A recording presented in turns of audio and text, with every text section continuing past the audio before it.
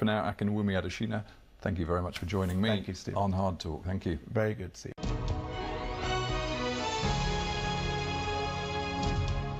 That was Hard Talk. I'm Saroja Coelho. You're listening to CBC Radio 1. Have a great day.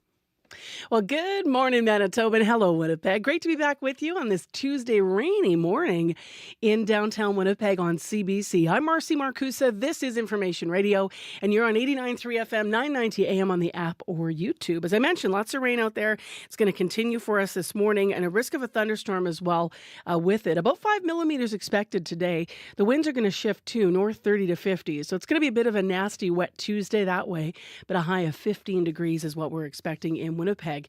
Brandon with a few showers again this morning, expecting about 5 millimeters of rain just like we are, a high of 14 in Brandon.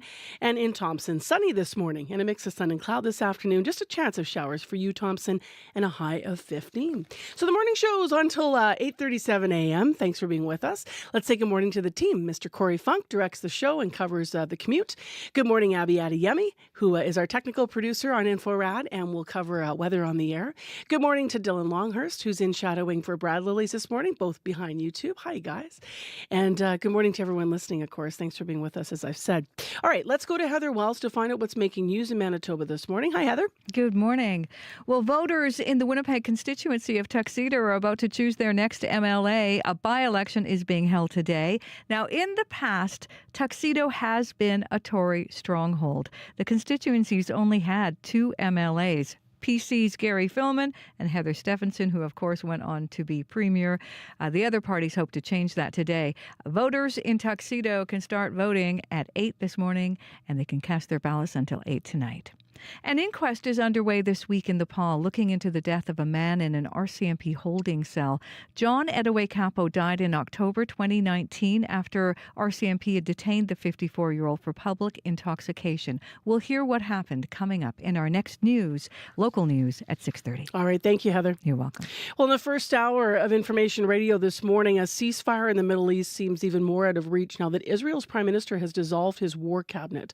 We're going to get more from international affairs expert Jamie Levin this morning, so stay tuned for that conversation. We have a full interview. In addition, a former journalist turned Truth and Reconciliation Commissioner shared her story in her new book, North of Nowhere, and we're going to hear more of a conversation she had while she was promoting that book here in Manitoba, so stay tuned for that. Right now, though, World Report. With Tom Power. Last year, Chappell Rowan's debut record, The Rise and Fall of a Midwest Princess, made a lot of noise in the pop music world. Cut to today, and she's one of the biggest pop stars in the world. She dropped by Q as we caught a star on the rise.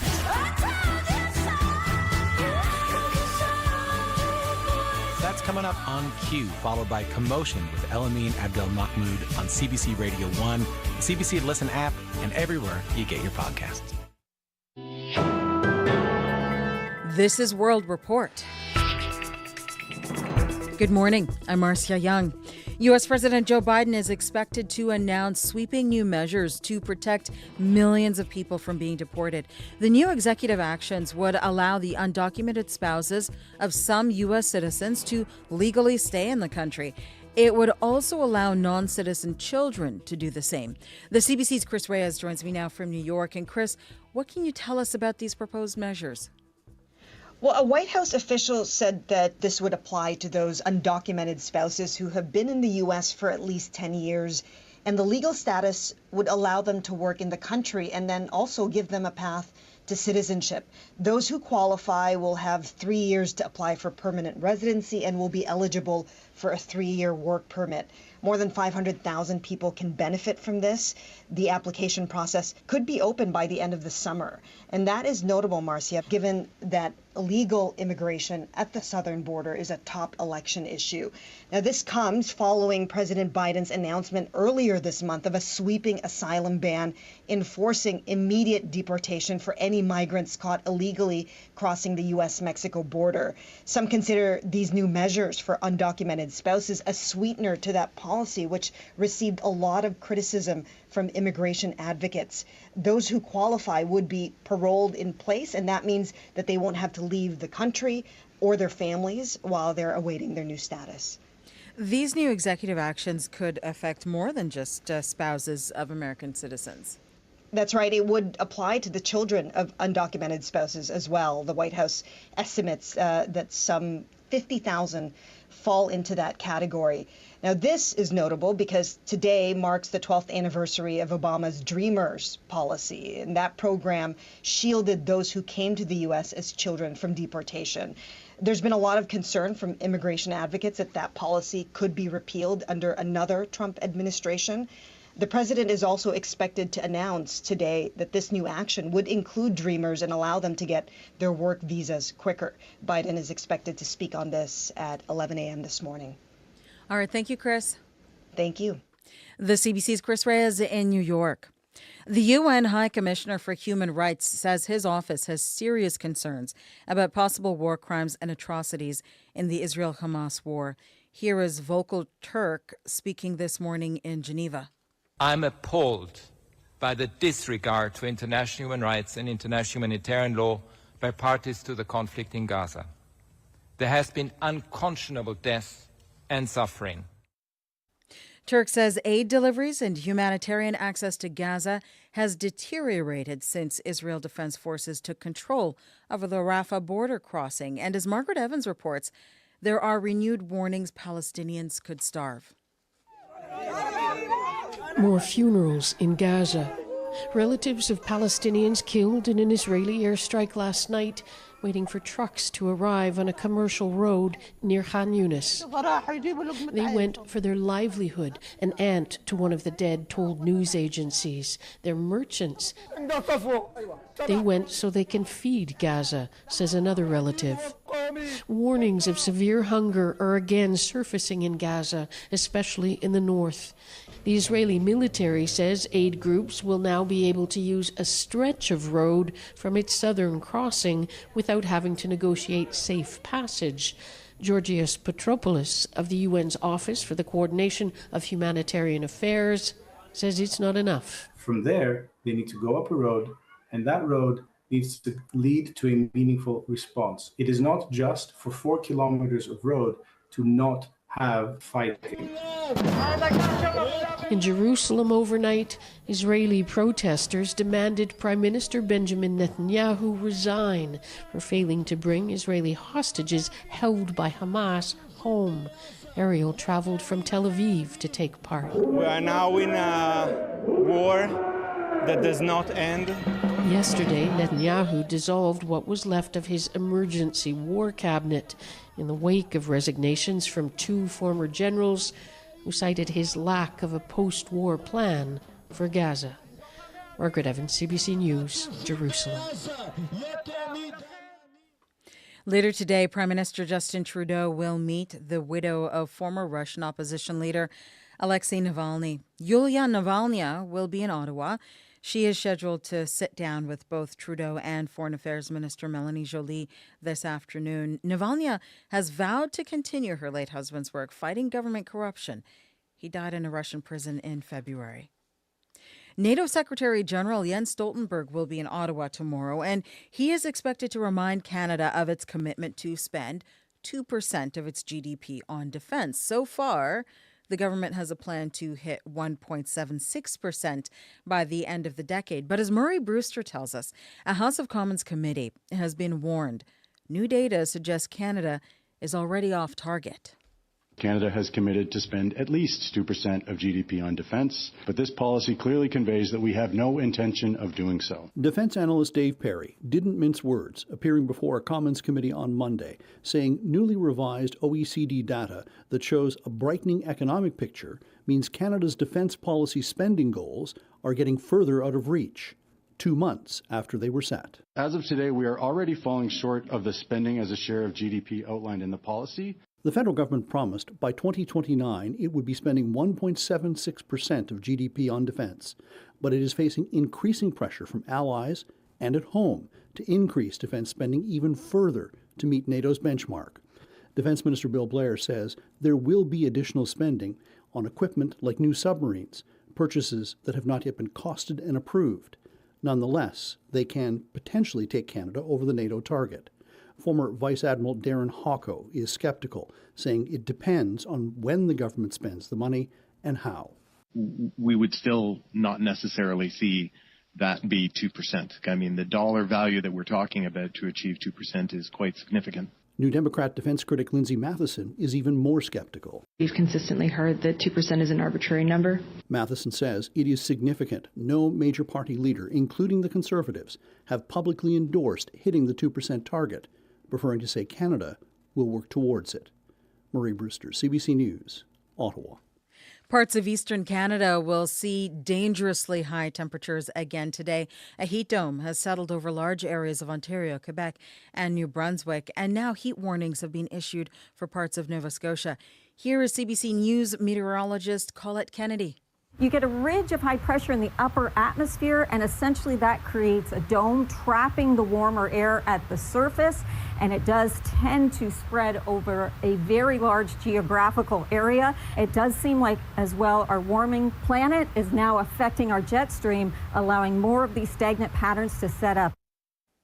Factoring in humidity, some regions can expect temperatures to rise into the mid-40s. In the U.S., a similar heat dome situation is unfolding. More than 75 million people there are under extreme heat alerts and warnings. It's been 1 year since the Titan submersible disappeared in the Atlantic on a quest to visit the Titanic wreck. The vessel imploded, killing everyone on board. Investigators are still trying to determine why. As Peter Cowan reports, the Transportation Safety Board has a new warning for explorers.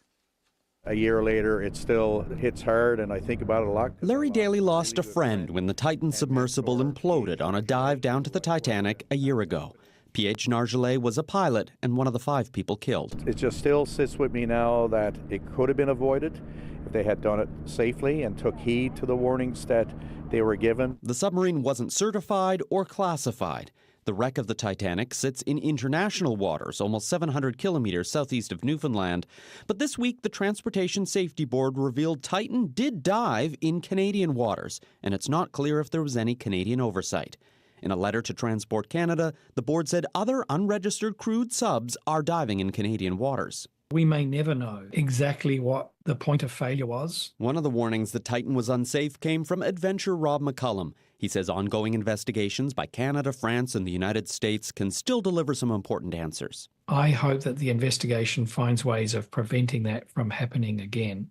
I also hope the investigation starts to sheet home the blame to where it belongs, and that is to those that had a hand in building the vehicle.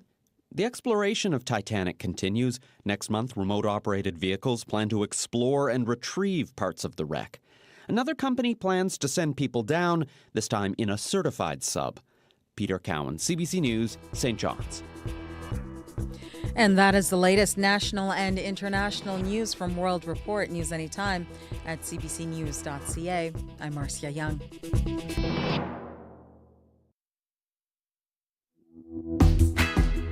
Well, good morning, Manitoba, and hello, rainy Winnipeg. Lots of puddles out there. The rain's just paused for a moment in downtown Winnipeg, but it sure has been coming down. You're listening to Information Radio on CBC.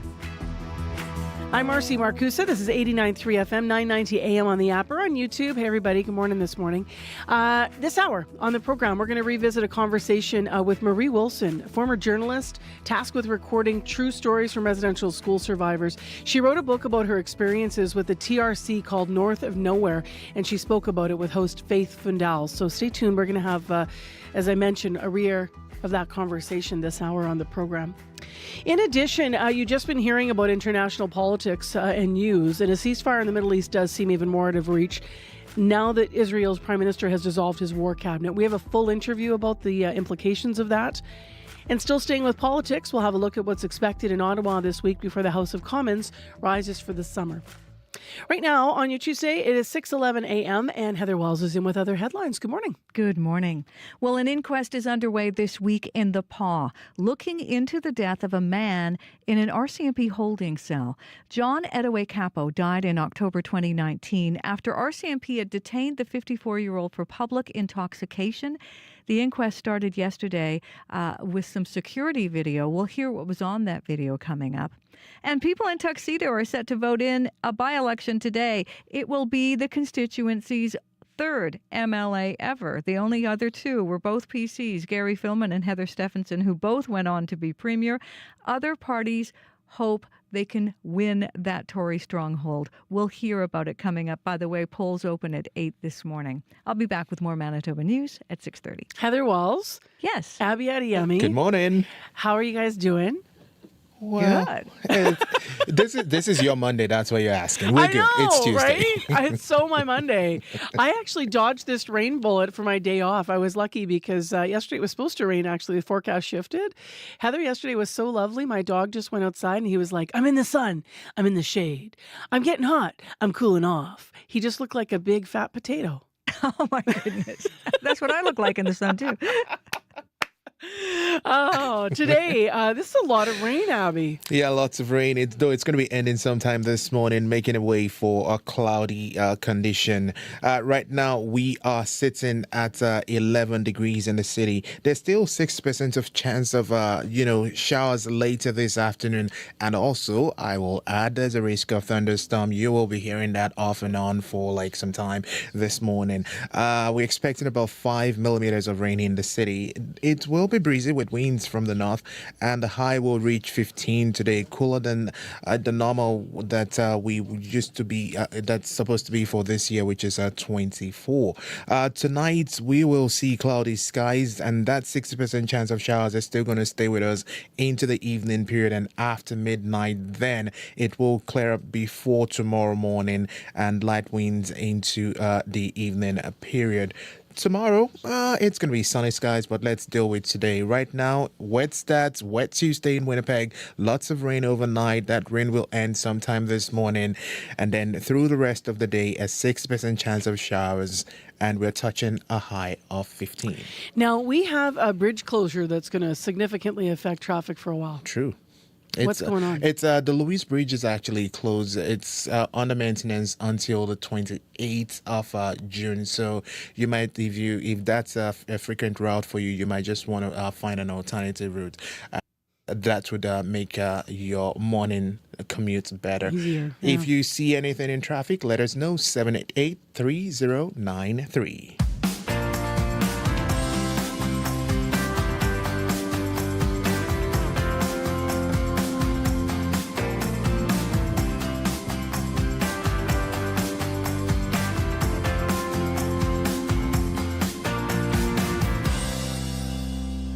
Well, one of the most impactful assignments I ever was given here at CBC was to go to the Forks, and it was an honor, and cover the Truth and Reconciliation Commission as back in the day here when it began in Winnipeg, as survivors of residential schools first started sharing their stories.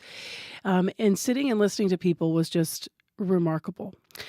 Now, one of the people that did that for months on end and had that privilege one-on-one with each and every one of the survivors was one of the three commissioners for the Truth and Reconciliation Commission. Marie Wilson is a former journalist, and she was tasked, as I mentioned, with recording the true stories from residential school survivors. And she wrote a book about her experiences with the TRC called North of Nowhere. She launched it last night here in McNally Robinson in Winnipeg, and she also took time to speak with host Faith Flindell from Up to Speed. I was writing all along throughout the commission, and of course my background has been one of, it's been a writing profession, a recording and reporting and writing profession. But I've often said, the TRC in a way feels like the biggest story I ever had to cover. And we did do very thorough volumes in our final report, but I also wanted to have a way of capturing some of the inner journey that wasn't the outward journey of the commission, but there was also the inner journey of what that meant for me, for our family, and to what extent that sharing could also be valuable to other people who sometimes think this story has nothing to do with them. As an outsider, I have a whole bunch of assumptions of what it must have been like. How was it different from I guess, folks from the outside watching and seeing how you were managing through all of that compared to what it was really for you inside? Well, I think that is one of the skills that we learn in the field of journalism, actually, is how do you manage your emotions in the moment? How do you stay focused on the task at hand and decompress and decompose and debrief afterwards if you have to, in the ways that you have to. So it was tough. I mean, the residential school stories, we didn't have a Truth and Reconciliation Commission because nothing bad happened in this country. We had one because there was an enormous amount of harm done by federally sponsored institutional settings for children. And so when you, as a mother and a grandmother, and as any caring human being, listen to things that happened that were deep harms to little children, and you hear about how that has played out and affected entire, not just lifetimes, but generations, it does something to you for sure. And the question for me was, am I just going to leave it at, yeah, it gave me a bunch of feelings? How do I transfer that into something that might have lasting value as the universal story that this really is, which is the harm we can do to each other when we're not paying attention to those values we say we stand for? Is that how you were able to reconcile the personal you, the you as a commissioner, and the you as a human being? Well, to reconcile it, I did the job I was asked to do as well as I could. I brought forward my full self to it. My human qualities, I would say, but also my professional skills and my own experiences, including my own insights from living in a home where my husband is a residential school survivor. Many of my friends and coworkers and associates for decades have been, and yet we've all been part of this story that nobody talked about for the longest time. Trying to figure out what's what in a context where there's a cone of silence. And that got ruptured in a huge way by the Truth and Reconciliation Commission, by the fora that the commission created and allowed people to speak. And I wanted to also share what I experienced because so many people asked me about it. What was that like for you? How did it affect you? Where is your hope? What are your hopes for the country, and so on. And at the same time, I need to process it for myself. And writing has always been one of the ways that I could do that. On the emotional side, on the physical side, I did huge hikes and big walks, which I also talk a little bit about in the book. Mm-hmm. But mostly, I surrounded myself throughout and afterwards with people who know me and love me and care about me, and that's the biggest self-care one can have. We're nearly a decade since the TRC final report came out. Are there stories that still stick out for you that you think about? Yes, there are. And one of the interesting things, actually, is with the passage of time, you don't know which ones will surface, which ones you'll have to look up and say, oh, yeah, I'd forgotten about that, but which ones travel with you all the time. And I would say that in every region of this country, there are stories like that. I try to talk about a number of them in the book, so I'm not going to single anyone out, but just to say that I have tried to take the reader on a journey that takes them through the outward experience of the Truth and Reconciliation Commission in all its devastation and its beauty and its humor and laughter and its hope, all of those things, and at the same time to allow an introspection of the personal journey that it was for me and how it played out for me as a human being and as a mother and grandmother, and how it played out in our family. Most importantly, what I hold as the hope that is still there if we don't squander it, if we don't throw it away, if we don't forget, and if those who were not part of it the first time around are willing and bold enough to plug into all that they missed, and the young ones as well who need to be taught what they missed the first time the commission went by. That's Marie Wilson, the author of North of Nowhere. She was one of 3 commissioners in the Truth and Reconciliation Commission and the survivor testimonies that started here in Winnipeg at the Forks. So her book was officially launched at McNally Robinson this week in Winnipeg, and she was in conversation there with the CBC's Faith Fundal. Jarrett Martineau hosts Reclaimed, in an hour, you could hear everything from powwow music to like a soft acoustic ballad to an electronic record to like a dub track, all in the same hour from an Indigenous artist from any part of the world. Eclecticism is an overused word, obviously, but I think the sheer diversity that gets represented on the show is something that's totally unique. Reclaimed with Jarrett Martineau. Available now on CBC Listen. 6:22 a.m. the time right now, mostly cloudy after some heavy rain in Winnipeg. It's 11 degrees in the city right now. Brandon's mostly cloudy, also 10, and in Thompson, lots of sunshine and 5 degrees for you this Tuesday morning. Well, still ahead on the program, we have business news. Today, a media company, Chorus Entertainment, is replacing its CEO, and Christley Ramlicam will join us to talk about what's behind that decision. But next on the program, let's turn our attention to international politics. For weeks, we've heard of a potential ceasefire in the Middle East, but it is as elusive now as it's ever been. As we've been sharing, the latest development is Israel's Prime Minister Benjamin Netanyahu has dissolved his war cabinet. Meantime, the humanitarian situation in Gaza spirals downward. For context on both of the evolving situations, we have reached Jamie Levin this morning. He's a professor of political science at St. Francis Xavier University in Halifax. Good morning. Good morning. So obviously we've heard the news on this, and we've heard on World Report. But can you give us some more detail about why Netanyahu dismantled his war cabinet? Yeah, absolutely. He dismantled the war cabinet because it had already effectively stopped functioning. As of last week, it really was a war cabinet in name only. That cabinet had previously included Benny Gantz and Gadi Eisenkot of the centrist National Unity Party. They were two moderates, and they bolted last week after an ultimatum they had given Netanyahu expired. They had demanded that Netanyahu provide a plan for the quote-unquote day after. In other words, a clear path to ending Hamas rule, returning the remaining Israeli hostages, and establishing some sort of multinational administration in Gaza, which would allow Israel to wind the war down. But more broadly, I would say they left because the national consensus in Israel has begun to fray. It's been nearly 9 months of war, and much of the country has simply lost faith in Netanyahu's leadership. Israelis are broadly frustrated that the war hasn't managed to defeat Hamas or return the hostages. And since the dissolution of the war cabinet, we've seen massive protests in Tel Aviv and Jerusalem calling for early elections. So what happens to war planning now? Well, I think it's important to note here that despite the protests, Netanyahu retains a firm grasp on power. He may have just lost 8 seats with the resignation of this centrist party, but he still retains a majority in the Knesset. It's a slim majority, 64 seats out of 120, but it's still a majority.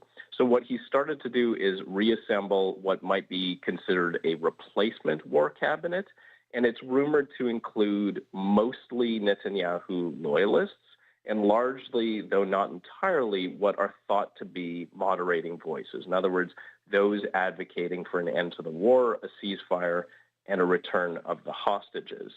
But conspicuously absent so far are Itamar Ben-Gvir and Bezalel Smotrich. These are the ultra-nationalist religious Zionists. They were not part of the previous war cabinet because they're very much outside of the national consensus in Israel. The question is, will they be included in this one? And the negotiation of a ceasefire and the release of the hostages that, as you mentioned, Netanyahu has, you said Israelis are becoming fatigued with the fact that Netanyahu is not able to achieve either of those goals, or rather to defeat, you were saying Hamas or the release of the hostages. But what does it actually mean for any hope of a ceasefire negotiation, do you think, to start with that?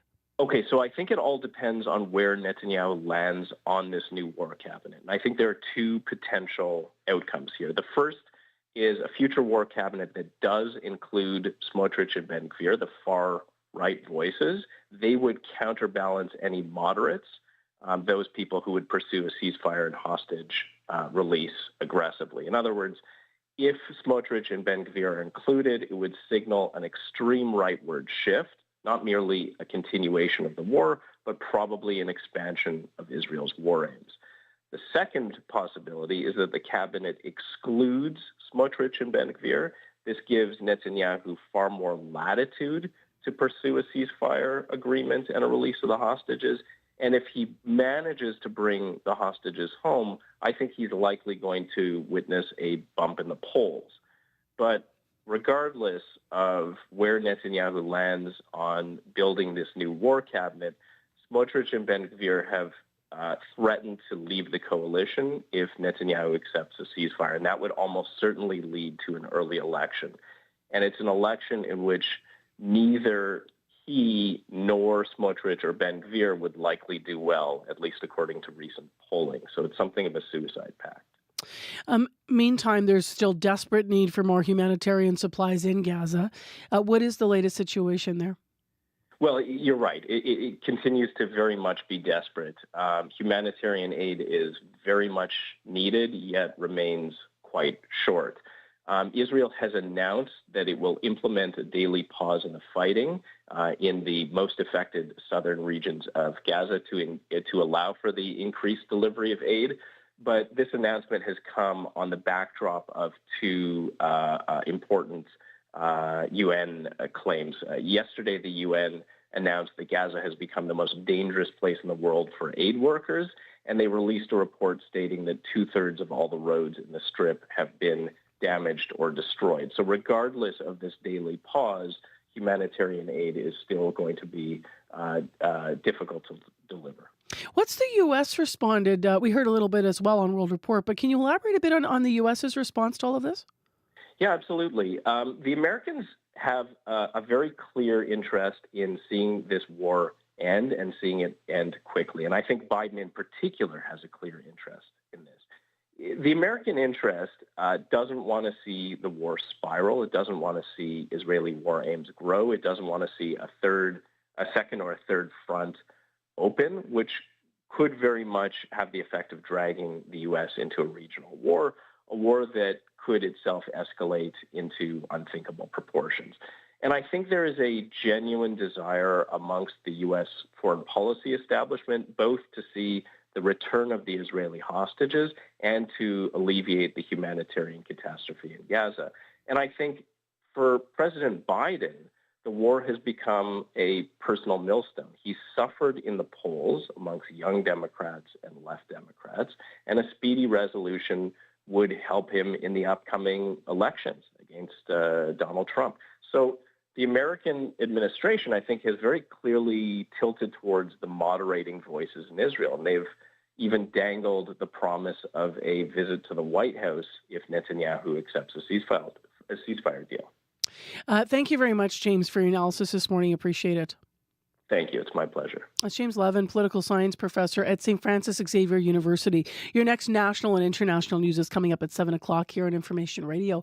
Right now, we're coming up to 6:30 in local news time. Thanks for joining us. I'm Marcy Marcusa. This is your morning show live in downtown Winnipeg, where the rain seems to have just stopped, or at least slowed significantly. There might be a couple of little dribbles in the puddles as I'm looking through our studio window here. Traffic, if you need us, 788-3093. On your commute, note that the Louise Bridge is now closed for maintenance until June 28th. So that's a big one. But again, 788-3093 if you need us. In business news, Christley Ramlakan is going to be with us shortly talking about Chorus Entertainment CEO resigning. So we're going to hear more about this. So stay tuned, retiring from the job. In addition, we're going to hear more about warning labels increasing on social media. So is that a thing that's going to be happening? Stay tuned. Right now, your CBC Winnipeg News. This is CBC News. Good morning. I'm Heather Wells in Winnipeg. At 6:30, it seems like the rain has stopped for now. We certainly got drenched overnight. Then we'll have a 60% chance of afternoon showers. Today's high is 15. Right now, we're at 11. Voters in the Winnipeg constituency of Tuxedo are about to choose their next MLA in a by-election today. In the past, Tuxedo has been a Tory stronghold, but other parties hope to change that. CBC's Ian Fraze reports. The provincial riding of Tuxedo has only had two MLAs, Gary Philman and Heather Stephenson, both of them progressive conservatives who went on to be premier. Today, voters will elect their third MLA, Lawrence Pinsky, a family lawyer, is running for the Progressive Conservatives. The Tories have easily won the seat in the past, but the NDP came within 300 votes in last fall's election. This time around, the New Democrats have deployed a lot of volunteers to knock on doors. Their candidate is nurse Carla Compton. Meanwhile, the Liberals have foster parent advocate Jamie Fow running in Tuxedo, and the Greens have their leader, Janine Gibson. The polls open today from 8 a.m. to 8 p.m. Ian Fraze, CBC News, Winnipeg. An inquest is underway this week in the Paw, looking into the death of a man in an RCMP holding cell. John Edaway Capo died in October 2019 after RCMP had detained the 54-year-old for public intoxication in the Paw. The inquest began yesterday with security video showing him being carried into the holding cell and left on the floor with two other men. The video shows one man rolling his leg over Edaway Capo's neck, potentially smothering him. He remains motionless for 5 hours until a guard finds him unresponsive. The judge presiding over the inquest questioned the lack of wellness checks. RCMP officers and guards are expected to testify at the inquest, which continues until Friday. 3 boys are missing for a second time after having just been found with their mother in Boissevain on Sunday. RCMP say Christopher, Leon, and Thomas first went missing in the Durham region of Ontario in December. Mounties say they were located in Boissevain with their mother, Astrid Schiller. She was released in connection with child abduction and later released. The children, who are 9, 11, and 12, were taken into care, but now they are missing from where they were taken, north of Brandon.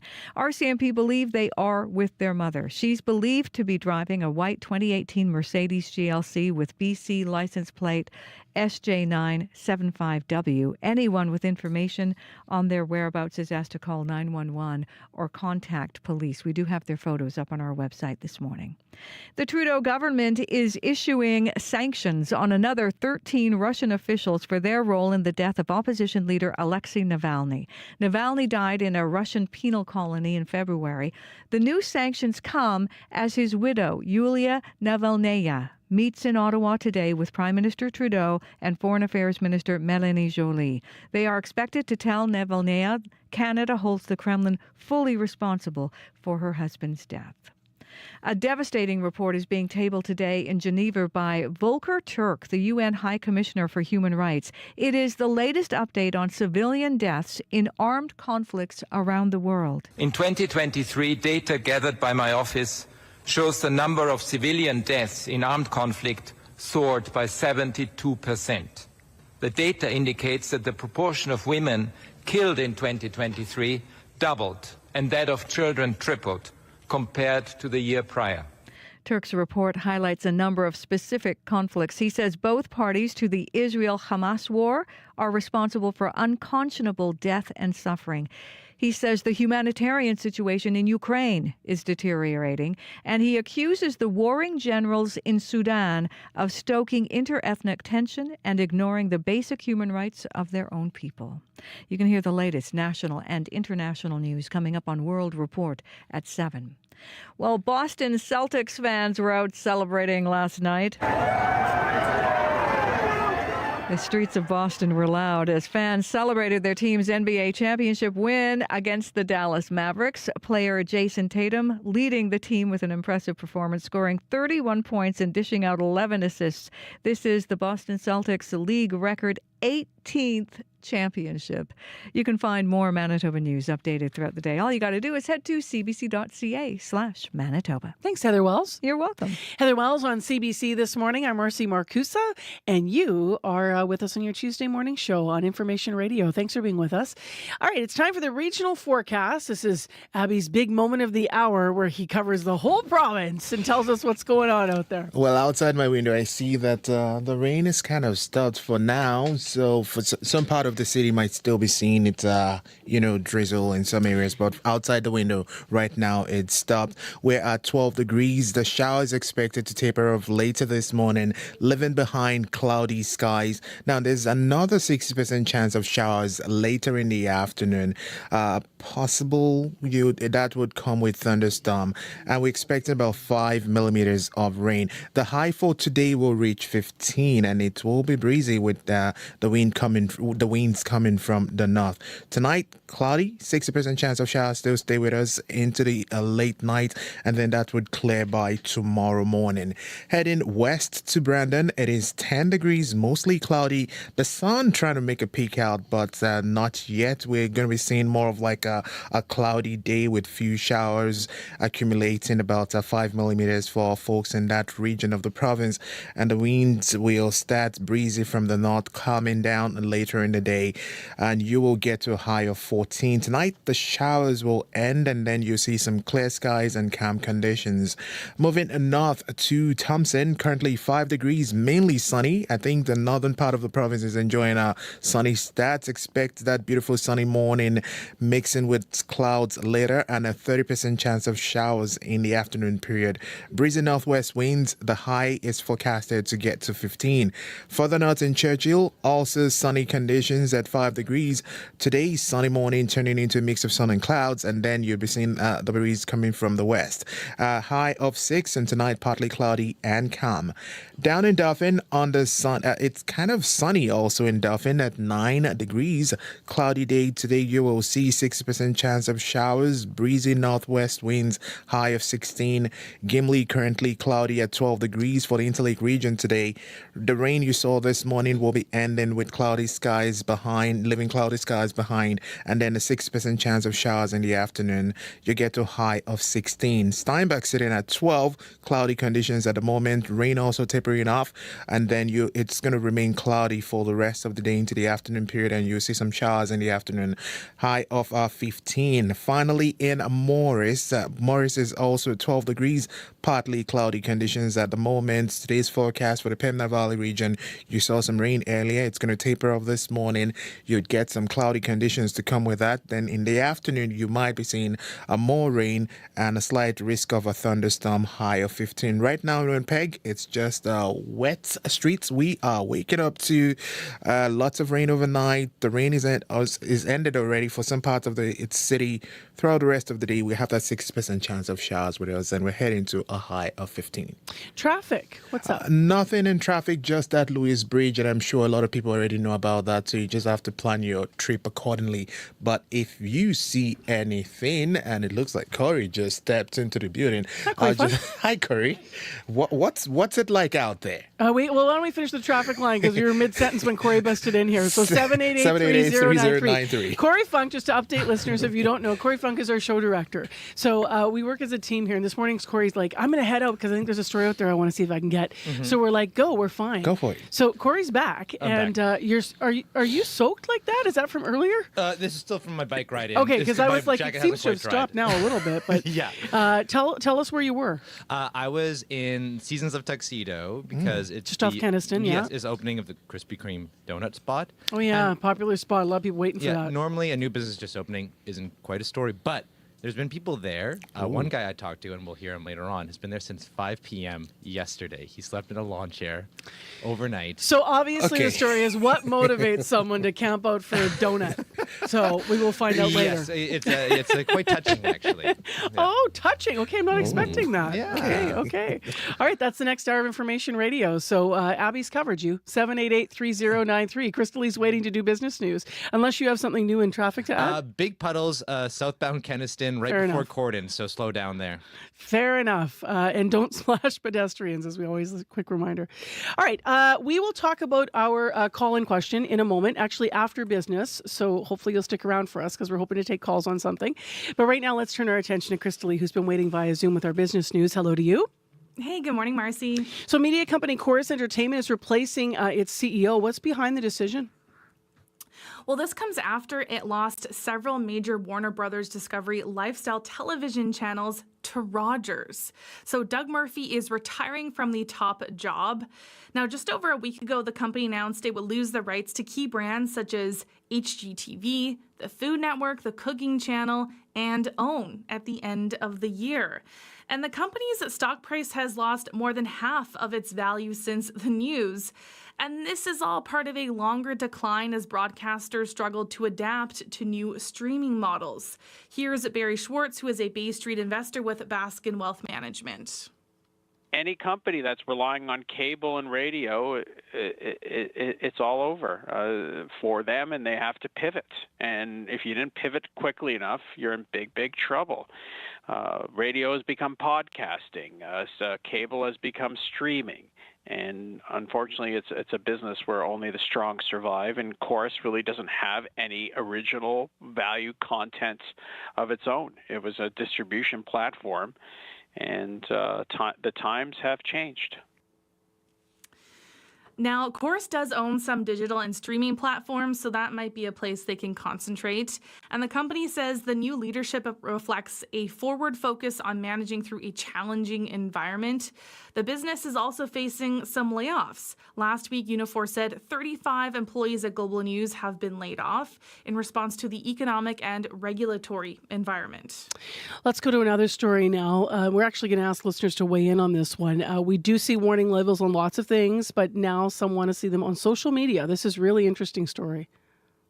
Yeah, that's right. So the U.S. Surgeon General is calling on Congress to require warning labels on social media platforms similar to those on cigarette boxes. So Dr. Vivek Murthy says social media is a contributing factor in the mental health crisis among young people. He says a Surgeon General's warning label would regularly remind parents and kids that social media has not been proven to be safe. And he says there needs to be legislation to protect young people from online harassment, abuse, and exploitation, and from exposure to extreme violence and sexual content. Now, of course, so many young people use social media, right? Up to 95% of youth ages 13 to 17 say they use a social media platform, and more than a third say they use social media almost constantly. And that's according to data from the Pew Research Center. For more on this, here's Neil Bierce, who is the marketing director at Queen's University's Smith School of Business. It's absolutely something worth looking into. In the past, where we might have said it's on parents to do this, I don't think we necessarily assume that parents are as up to date on brain chemistry and the impact of things on our attention span and on our mental health. So follow what the science says. And if that upsets lobbyists and if that upsets regulators, I think science is really our best path forward. Now, social media companies already ban kids under 13, but children, of course, easily know how to get around those bans. They're often more savvy with technology than adults are.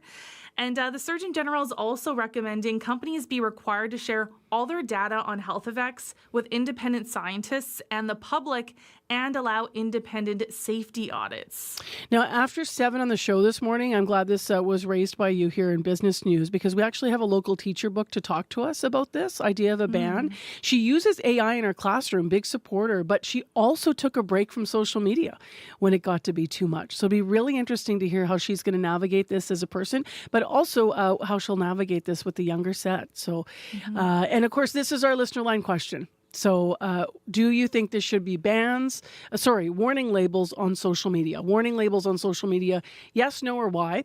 Call us and let us know. 788-3205. And if you do have a story to share about, what forms your opinion, maybe something happened and that led you to think there should be a warning label, love to hear that too. But 788-3205. And finally, before we look at the numbers, Krista Lee, what should people expect if they're planning to fly somewhere this summer? Well, unfortunately, prepare to pay up. A new report says travelers are paying significantly more to fly within Canada during peak tourism season compared to last year. So limited capacity and competition are outweighing easing demand, which is pushing up ticket prices. So prices for domestic flights in the summer are up 14%. And that's according to figures from the Flight Centre Travel Group. So as pent-up demand from the pandemic began to die down, some anticipated that prices would decrease. But airlines have run run into plane delivery delays caused by production problems at Boeing. And there's been more industry consolidation in the past year. So discount carriers Lynx Air and Swoop disappeared from the skies, and WestJet bought Sunwing Airlines. And Mercy, this has all even prompted the Competition Bureau to launch a study into the sector. How are the numbers then? What are they looking like? In Europe, markets are higher after a choppy start to the week. Germany, the UK, and France are all up. In Asia, markets are rebounding as Wall Street rallied overnight. Japan and Shanghai are both up. Hong Kong is down. Oil is down 16 cents to $80.17 U.S. per barrel. Gold is down $9.42 to $2,309.72 U.S. per ounce. And the dollar is down just over 1/10 cent to 72.75 cents U.S. All right. Thank you, Crystal Ramlakan. Okay. Thanks, Marcy. Via Zoom with our business news. That's Crystal Ramlakan.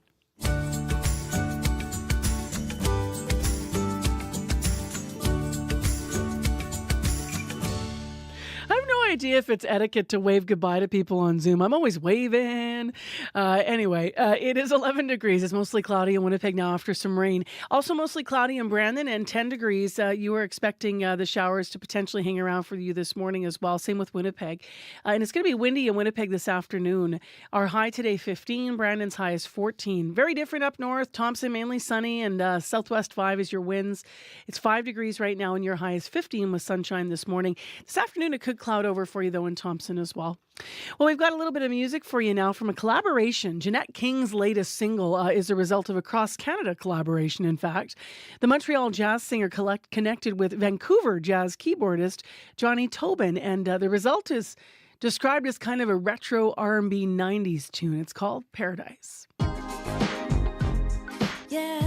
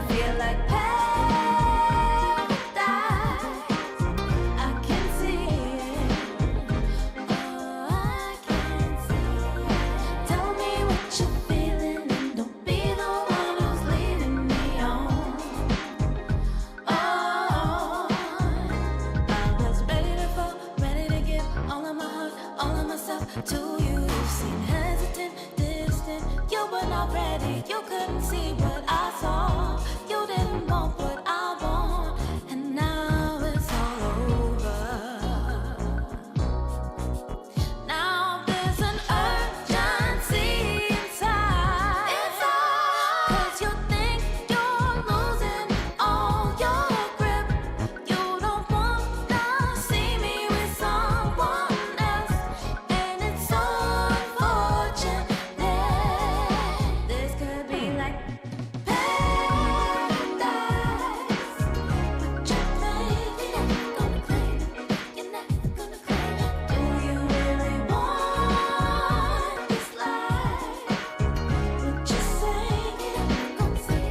Wow. I did not have to tell you that that has a 90s vibe. That's got TLC written all over it, right? I love this. This is Jeanette King in Montreal with Paradise, a collaboration with a Vancouver artist. The synth in the background, that bit of a telltale beat going on. There was just 90s nights actually happening in Winnipeg. You might have been at the one last month at the Park Theatre. 9 minutes to 7 a.m. on 89.3. I'm Marcy Marcusa on CBC. And next on the show, the race is on in Ottawa. MPs are addressing the important bits of political business. The House of Commons is scheduled to rise at the end of the week for the summer. And many members of Parliament heading back into their home ridings.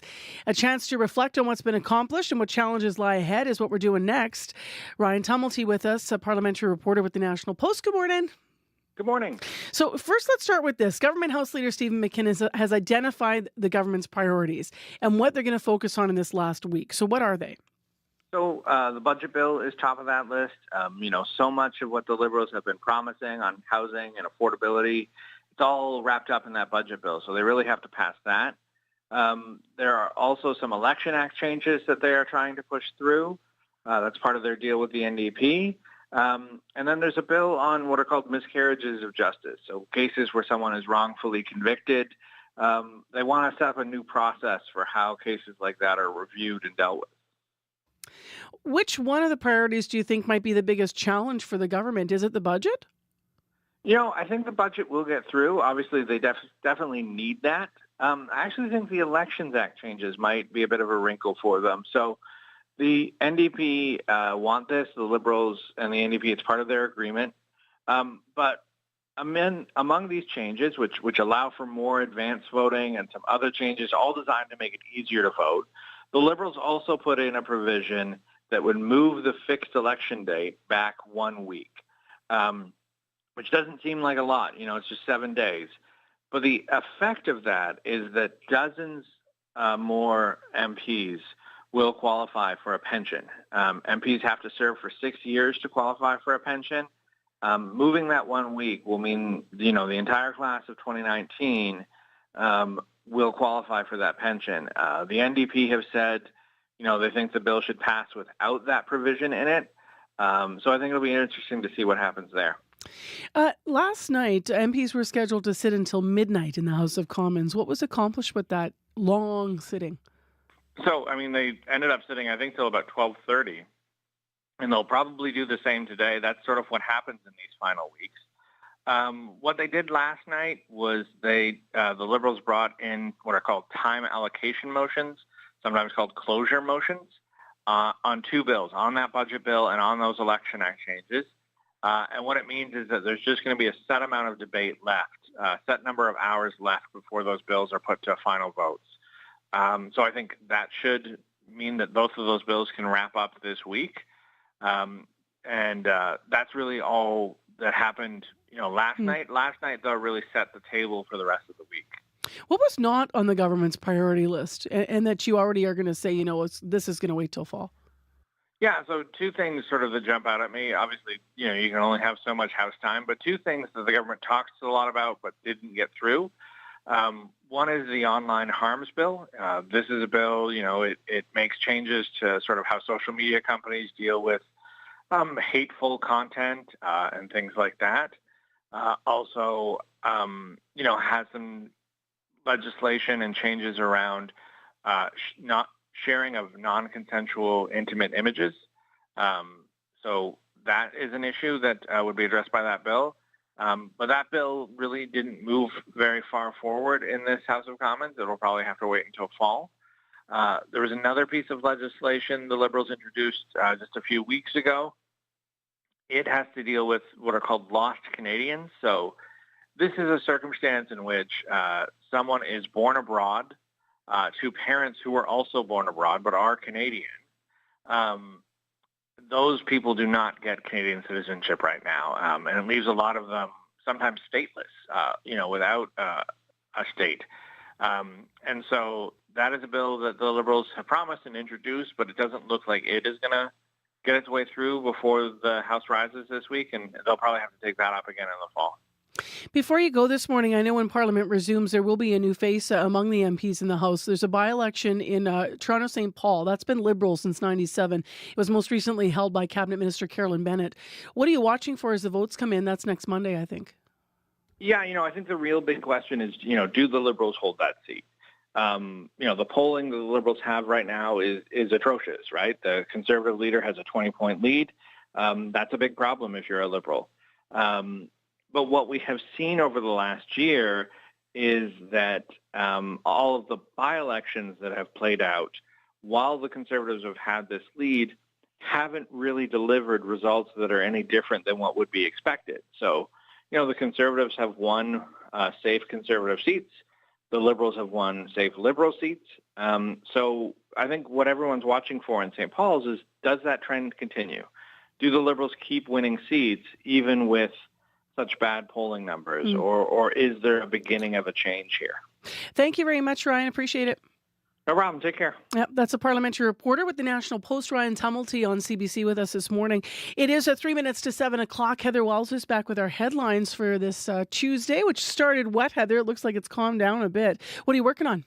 Well, we're talking about a different by-election, a provincial one here in Tuxedo today, where voters will pick only their third MLA. The only other two MLAs in Tuxedo have been PC's Gary Filmon and Heather Stephenson, both, of course, who went on to be premier. But other parties hope they can steal the constituency today. Polls open at 8 o'clock this morning. And an inquest is underway this week in Nepal, looking into the death of a man in an RCMP holding cell. John Edaway Capo died in October 2019 after police had detained him for public intoxication in Nepal. We'll hear what the inquest has heard yesterday, coming up in our next local news at 7:30. All right. Thanks, Heather. You're welcome. 11 degrees, as I mentioned, a break in the rain here, but man, it was really coming down. Lots of puddles out there, and still bring the jacket because there's a 60% chance of afternoon showers still. It's going to be kind of a gray Tuesday here. Our high is 15 degrees, about 5 millimeters of rain expected in our forecast. In traffic, big ones, the Louise Bridge closed for maintenance till June 28th. And call us if you see any other problems this morning on your drive, your walk or roll. 788-3093 is where you can reach us. Well, what's the sentimental value of a donut? There's been huge lineups as a popular chain opens its doors in Winnipeg. And stay tuned because Corey Funk was out at that rainy lineup this morning, and we'll have the story in the next hour of one person and why they were waiting. Also, in the next hour of the show, we are going to hear from that teacher that I mentioned who's going to answer this question. Will putting a warning on social media platforms help get youth offline? This local teacher uses AI in her classroom, but she also herself took a break from social media when she says it got to be too much. So her perspective will be very interesting in the next hour. Plus, coming up at 10 to 8 on Information Radio, we are going to be hearing more about what is happening with something that you've probably heard of, meningococcal disease. It's a rare and potentially fatal bacterial infection. You've probably heard it called meningitis. But it's on the rise in Manitoba. So we're going to talk with a Manitoba medical officer of health to hear more about that and also about protections against it. So stay tuned for that conversation. That's just before 8 o'clock in the next hour. Meantime, if you want to weigh in on the social media warnings question, we'd love to hear from you at 788-3205. Should there be warnings on social media platforms? Stay with us. Today on The Current. Smoke, smoke, smoke that cigarette. A cigarette butt is a small thing, but when they're tossed on the ground by the trillions every year, the pollution caused by the toxic chemicals they release is major. How to make people think twice before dropping that cigarette, coming up on The Current. The Current with Matt Galloway. This morning at 8:37, 9:07 in Newfoundland, and on the CBC Listen app. This is World Report. Good morning. I'm Marcia Young. Russian President Vladimir Putin is on his way to North Korea. There is international concern about how close those two countries are becoming and whether this trip is about strengthening their military ties. Anna Cunningham is following developments from London. When Vladimir Putin arrives in North Korea later today, it will be the first time he's stepped foot in Pyongyang since 2000. The Kremlin describes this as a friendly state visit. US National Security Council spokesman John Kirby says Washington will be watching closely. We're not concerned about the trip. What we are concerned about is the deepening relationship between these two countries. Both countries are already heavily sanctioned by the West. The US, South Korea and other countries accuse North Korea of supplying Russia with weapons on the battlefield in Ukraine, something Moscow and Pyongyang deny. The former head of Britain's MI6 secret intelligence services, John Sawyers, says Putin will be keen to strengthen military ties. The North Koreans are a very important source of weapons for Russia's war in Ukraine. North Korea will want something in return, such as weapons technology. The country's state TV has published a letter from Putin pledging his unwavering support. Currently, North Koreans are watching concerts of Russian military and pro-war music being aired. There is no doubt that this will be a carefully choreographed visit with a desire to signal to the West that both countries have their allies. Anna Cunningham for CBC News, London. The UN High Commissioner for Human Rights is making his annual report in Geneva, and Volker Turk says he is dismayed by the way warring parties are ignoring human rights. In 2023, data gathered by my office shows the number of civilian deaths in armed conflict soared by 72%. The data indicates that the proportion of women killed in 2023 doubled and that of children tripled compared to the year prior. Turk says both parties to the Israel-Hamas war are responsible for unconscionable death and suffering. He says the humanitarian situation in Ukraine is deteriorating, and he accused warring generals in Sudan of stoking inter-ethnic tensions and casting aside the rights of their own people. 2 more boats carrying migrants have capsized off the coast of southern Italy. At least 11 people are dead. Officials say that number includes entire families who are trying to cross the Mediterranean Sea from Libya and Turkey. The search continues this morning for the dozens of people who are missing. Megan Williams has more from Rome. In the dark of the night, aid workers hoist a plain wooden coffin with one of the 11 bodies retrieved from the sea south of this tiny Italian island of Lampedusa. The calm waters mean more departures from North Africa of boatloads of people desperate to reach Europe, and more deaths. The German aid group Rescue Ship says it picked up 51 people from a sinking wooden boat, with 10 bodies trapped in the lower deck. Most are from Syria, Egypt, Pakistan, and Bangladesh. The survivors were handed over to the Italian Coast Guard, who took them to mainland Italy, while the German NGO towed the boat with the bodies to Lampedusa. A second shipwreck took place around the same time, some 200 kilometers east of the southern Italian region of Calabria.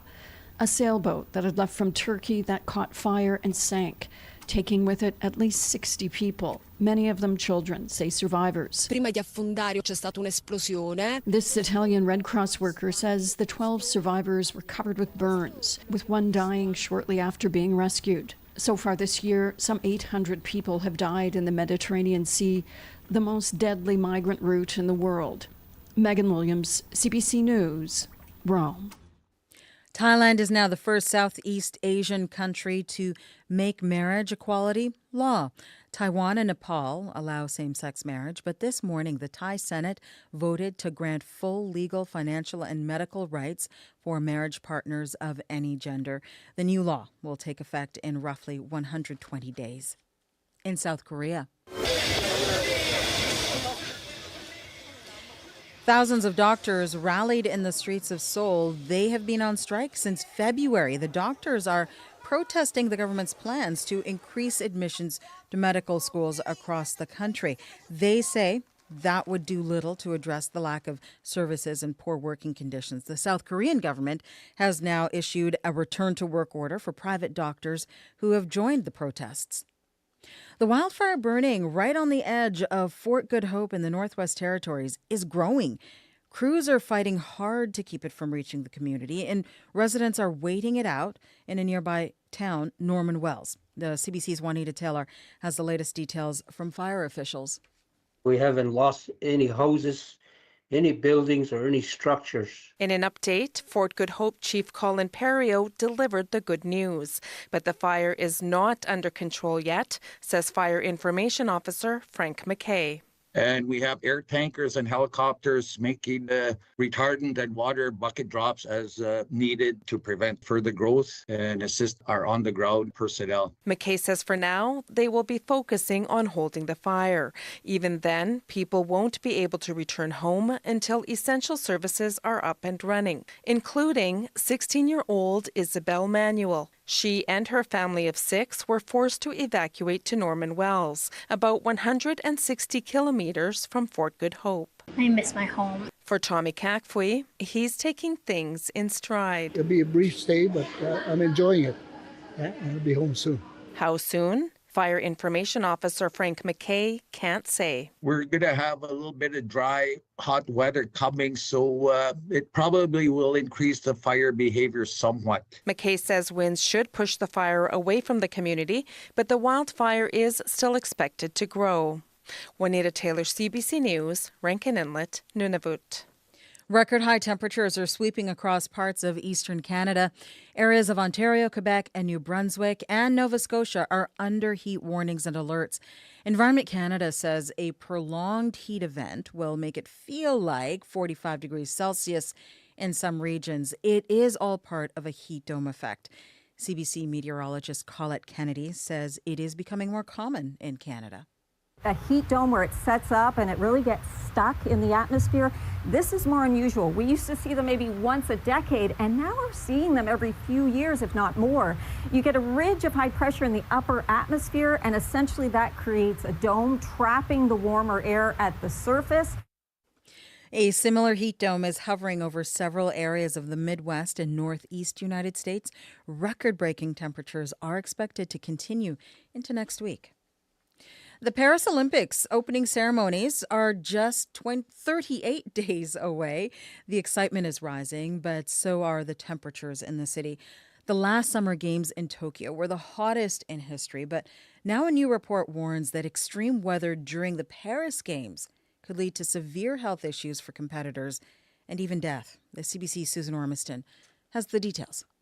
I think there's a fatal risk because as an athlete you are programmed to push your body to the absolute limits. Jamie Farndale, a British rugby Olympian, warns the Paris Games may be too hot for safe competition. Athletes aren't going to pull back, so if we are competing in these hotter conditions, it's definitely scary. Paris could rival Tokyo for the hottest games on record.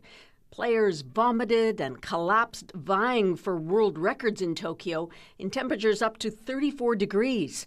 Olympians, climate scientists, and the University of Portsmouth says Paris could be as hot or worse.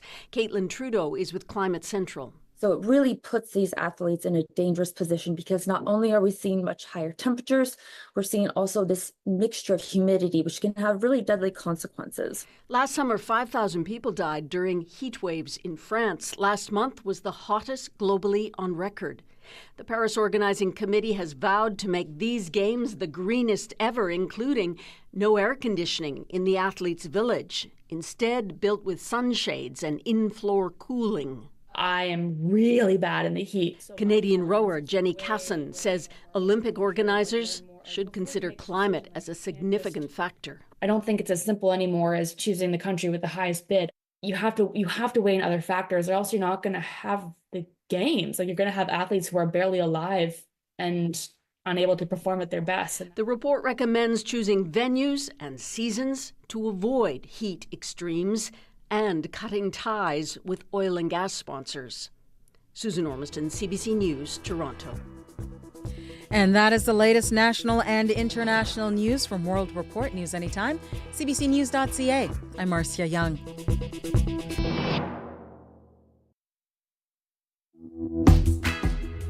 Well, depending on where you are in Winnipeg, you still might have some light rain falling on you. It is 12 degrees, a cloudy start to Tuesday. I'm Marcy Marcusa. Thanks for joining us here on CBC's Information Radio. 89.3, 990 AM or on the app or YouTube. And this hour on the show, we are going to talk about donuts. To you, it might just be a donut, but to him, it's a round dainty full of childhood memories. We're going to hear why one man slept out in the rain last night, heavy rain, to be among the first in line to eat a Krispy Kreme donut here in Winnipeg in his hometown. So stay tuned. We'll hear that story. Also this hour on the program, we're going to hear more about what's been happening with something that might be concerning to your health. Meningitis, which is a rare and potentially fatal bacterial infection, is on the rise in Manitoba. We have a Manitoba Medical Officer of Health on to discuss more about how you can protect yourself from invasive meningococcal disease. So stay tuned for that. We're also asking you this morning, and we'll have an interview about this, but we'd love it if you call the listener line and weigh in on this question. Do you think there should be warnings put on social media? It is one of the things that the U.S. Surgeon General is looking at doing, and we're wondering whether or not you think that we should have those warnings. 788-3205, as mentioned, we'll have an interview coming up. Right now, let's go to Heather Welso, who's here with other headlines. Good morning. Well, an inquest is underway this week in the Paw looking into the death of a man in an RCMP holding cell. John Edaway Capo died in October 2019 after RCMP had detained him for public intoxication in the Paw. The inquest began yesterday with security video showing him being carried into a holding cell and left on the floor with two other men.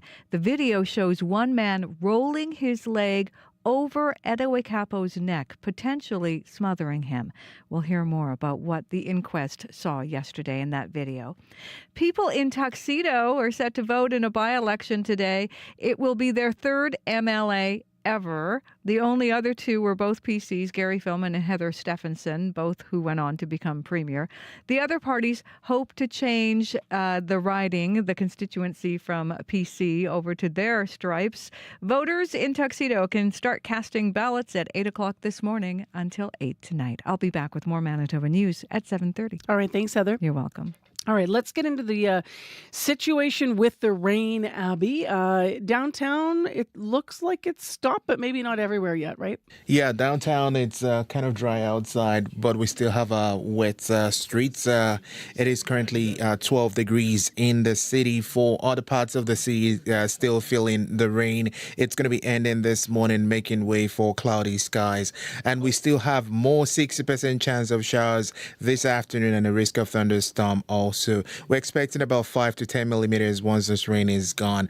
It will be breezy from the northern part. It's going to be coming from the north. And tonight we will see cloudy skies, 60% chance of showers in the evening and into the midnight period. Then it's going to be clearing. But right now it's 12 degrees and we're heading to a high of 15. All right. Thanks, Abby. Now to what's happening with the morning commute. Corey Funk is here to tell us. Yeah, the Louise Bridge, as you've been kind of saying all morning so far, is closed until June 28th. So that's for maintenance. So do look out for that. Other than that, things are going fairly smoothly. There is some big puddles southbound Kenniston just before Corden. As I was driving back from Seasons of Tuxedo area there, just look out for that. You do have to slow down. There's some guaranteed hydroplaning there if you are going too fast. And also that construction westbound portage between Arlington and Wall Street still there. You want to keep right. It's just the two right lanes that are open. That is causing some slow traffic. It's been like that for a little while. But if you see something else going on, if you're walking, biking, driving, give me a call on that CBC commuter line, 204-788-3093. 7:14 is your time on your Tuesday morning. Well, let's talk about the question we've asked you to weigh in on our listener line today. You can also write to us if email's more your thing. Spoiler alert, my answer is yes. Why not? How could it hurt? But the question is, should there be warnings on social media platforms? Abby, Corey, you guys want to weigh in? Corey? I also don't see a problem with it. I just deleted Instagram off of my phone. Did you? Officially. I have no social media on my phone Wow. anymore. I still can access it like laptop because I use it for work to contact people, stuff like that. But I just found it being it's a distraction. And honestly, I think it's all the stuff on it isn't just like it used to be people, right? The like friends that I know. Now it's memes and stuff, and it's just I find myself mindlessly scrolling and not feeling good afterwards. Okay. Abby? I am kind of sitting on the fence here because, if you put that warning out, some people might not really. I'm a curious person. I want to see some things.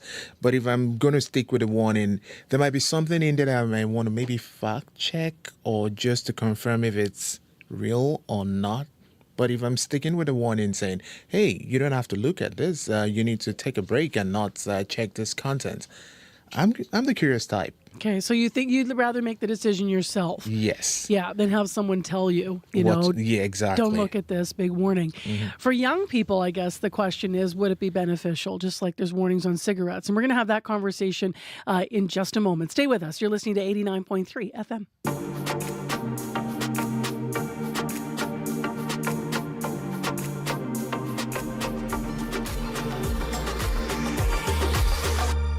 And if you want to weigh in, 788-3205. That is the listener line, 788-3205. The email is radio893@cbc.ca. And we always let you know, be part of the conversation. If you share with us, we can share on the air and we can continue the conversation.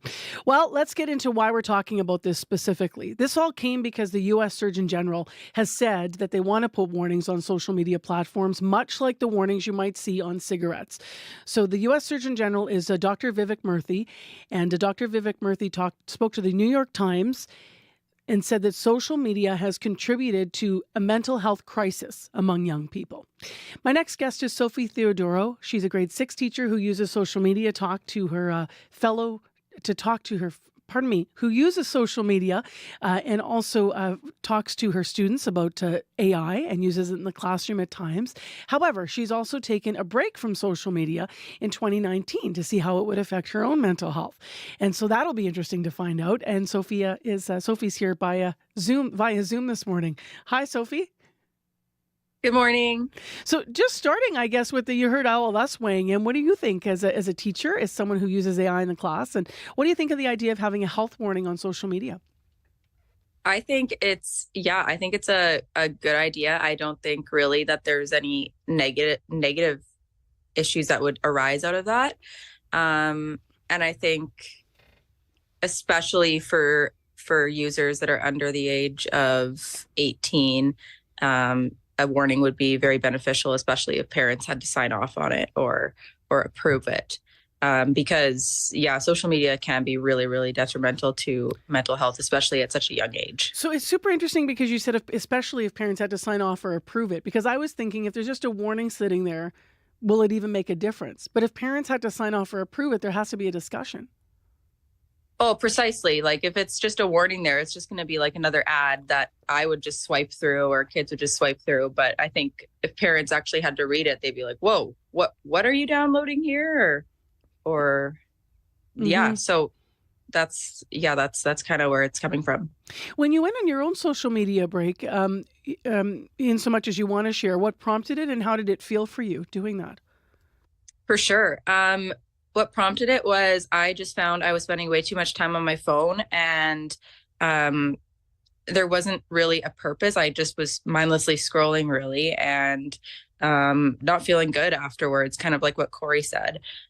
So I vowed to take a social media break for 1 week. At the very beginning, the first day or two, it was really, really hard. I kept reaching for my phone and looking for my Instagram and Snapchat app, but it wasn't there because I deleted them. But towards the end of it, it felt like I don't know, like a weight off my shoulders, if that even makes sense. It's just like, oh, I don't even have to worry about it. I wasn't comparing myself to other people. I wasn't trying to keep up with other people. I wasn't wasting my time mindlessly scrolling. So again, challenging at first, but rewarding by the end of the week. And I have tried to instill shorter breaks because this was almost 5 years ago now. I've tried to instill shorter breaks whenever I feel like I need a little bit of a social media cleanse. That's interesting. And I know we talked to you actually at the time you were doing this. You obviously went back on then. Has it forever changed and affected then how you use the platforms? For sure. I actually use social media in a different way now. So I started a TikTok account last summer. So I've become a little bit of like a teacher influencer that talks about technology and AI, primarily on TikTok, but also on Instagram. And I find that when I'm on that account, social media really serves a purpose and is beneficial to me because I'm posting educational content. I'm connecting with other teachers. I kind of feel like I can help other people. So primarily if I'm on social media, I'm interacting with others. I'm posting videos or just kind of on that side of it. I don't really use my personal social media accounts anymore, which were the accounts that were kind of negative towards my mental health. So what was the worst one? I'm just curious if I may interject, because I wonder, I'm trying to think about the differences between the different platforms. If you think about even Instagram or TikTok or different than Facebook. Facebook seems to invite comments in a different way, and I wonder whether or not Facebook might be the one that people might associate with being the worst for their mental health. And that's completely anecdotal. I have no evidence to back that up. Just for the sake of conversation, I'm wondering which ones you felt made you do the most. I think you mentioned, comparing to others and feeling low if you were on it too much. For sure. I also think, so for me, it would be Instagram, 100%. Interesting. Okay. Yeah. And I, you know what? I think it also has to do with kind of your age demographic. Like, I know everyone in their late 20s is on Instagram like me. Not so much Facebook, but maybe I know my parents are always on Facebook and stuff like that. So maybe that's what kind of you're hearing. Mm-hmm. But for me, it's Instagram, because I find it is the most inauthentic platform. It's people posting their highlight reel, right? Like, oh, look at this amazing trip I'm on, or look at this amazing milestone I just achieved. They're not posting the negative things. And so that makes you kind of just have to remind yourself of that. So that's definitely the one by far that I found was the most damaging for me. What do you see in your classroom when it comes to youth being on social media and how prevalent it is? I see absolutely zero benefits. It is only negative consequences. Like you said, I'm a grade 6 teacher. I don't think students need smartphones before grade 8, at least. I've seen lots of things, just staying up late, being on their phones, falling asleep in class. I've seen drama unfold on social media, and it's just really it doesn't really serve a purpose for kids that young. I know if I was a kid that young, I would have hoped my parents wouldn't allow me to have a phone, because those were like the best years of my life, playing outside and being creative with my friends. And it's just really sad to see all these kids already being so addicted to their phones. How do you address that with them? Last week, actually, we were talking about a teacher that was having issues with not phones, but energy drinks, but they kind of all go together. They were on their phones late, and then they were using energy drinks to stay up. But they actually were not allowing the energy drinks in the class. Do you allow phones in the class for yourself, or no? You don't, eh? Yeah. My whole school doesn't, which is phenomenal. Like, we do, if kids bring their phones to school, that's totally fine. Teachers keep them in a little storage unit, and then they get them at the end of the day. Really interesting conversation. Anything to add that I haven't asked you about this morning, Sophie? I just think if you're a parent listening, really assess what is the purpose behind getting your child a smartphone. Is it because they really, really want one, or is it to connect? Maybe your family is newcomers and they want to connect with their friends from their previous school or whatever it may be. But do they have the education to know how to use it responsibly? And if they're young, probably not. So really, really assess before allowing your child on social media. Appreciate the conversation today. Thank you so much. Of course. That's Sophie Theodoro. She's a grade 6 teacher and TikTok influencer. She can found at TikTok at Teach2AI. What do you think of the idea? We do want to hear your ideas and thoughts today, not only this morning, but also on Radio Noon. I'll mention that in a moment. But you're already calling about social media and whether or not there should be warnings online. Here's one call that came in while we were talking. I think it's a great idea. I think we've unleashed something that is probably the most addictive thing we've ever had as a human race. And it's a problem. It's a problem for adults. It's a problem for young children who are now being inundated with social media. I think we as a society really need to nip it in the bud early and start talking about regulation and what kind of health consequences are happening around cell phone and social media usage. Anyways, I think it's a great thing. It's a good first step. Thank you. Bye. Thank you for calling this morning. Appreciate having you weigh in. Now, we're hoping that you'll keep on thinking about this and want to continue to weigh in. You can call us, 788-3205, and you can also leave a message for the Radio Noon calling at 788-3797. Remember, they have those their conversations on Noon between 12:30 and 1 o'clock every afternoon with the live call-in conversation. Janet Stewart today, her guest is child psychologist Dr. Michelle Warren for that discussion. It is right now 7:26 a.m. and it's time for morning sports. Let's turn our attention to Boston. The NBA champs, Scott Regehr, is here to report in the game. Yeah, hi, Marcy. And really, it was never a question who had come out on top last night as the Celtics, from the opening tip-off, had the better of the Mavericks, never trailed against Dallas in beating them in 5 games in the end. Boston superstar Jason Tatum was asked where the title ranks in his career achievements. Maybe getting drafted, that's something that you dream about, but this is at the top of the mountain. To be able to say we did it, that we came together and we won a championship, banner number 18 that's been hanging over our head for so many years, to know that we're going to be engraved in history. And it still hasn't, registered.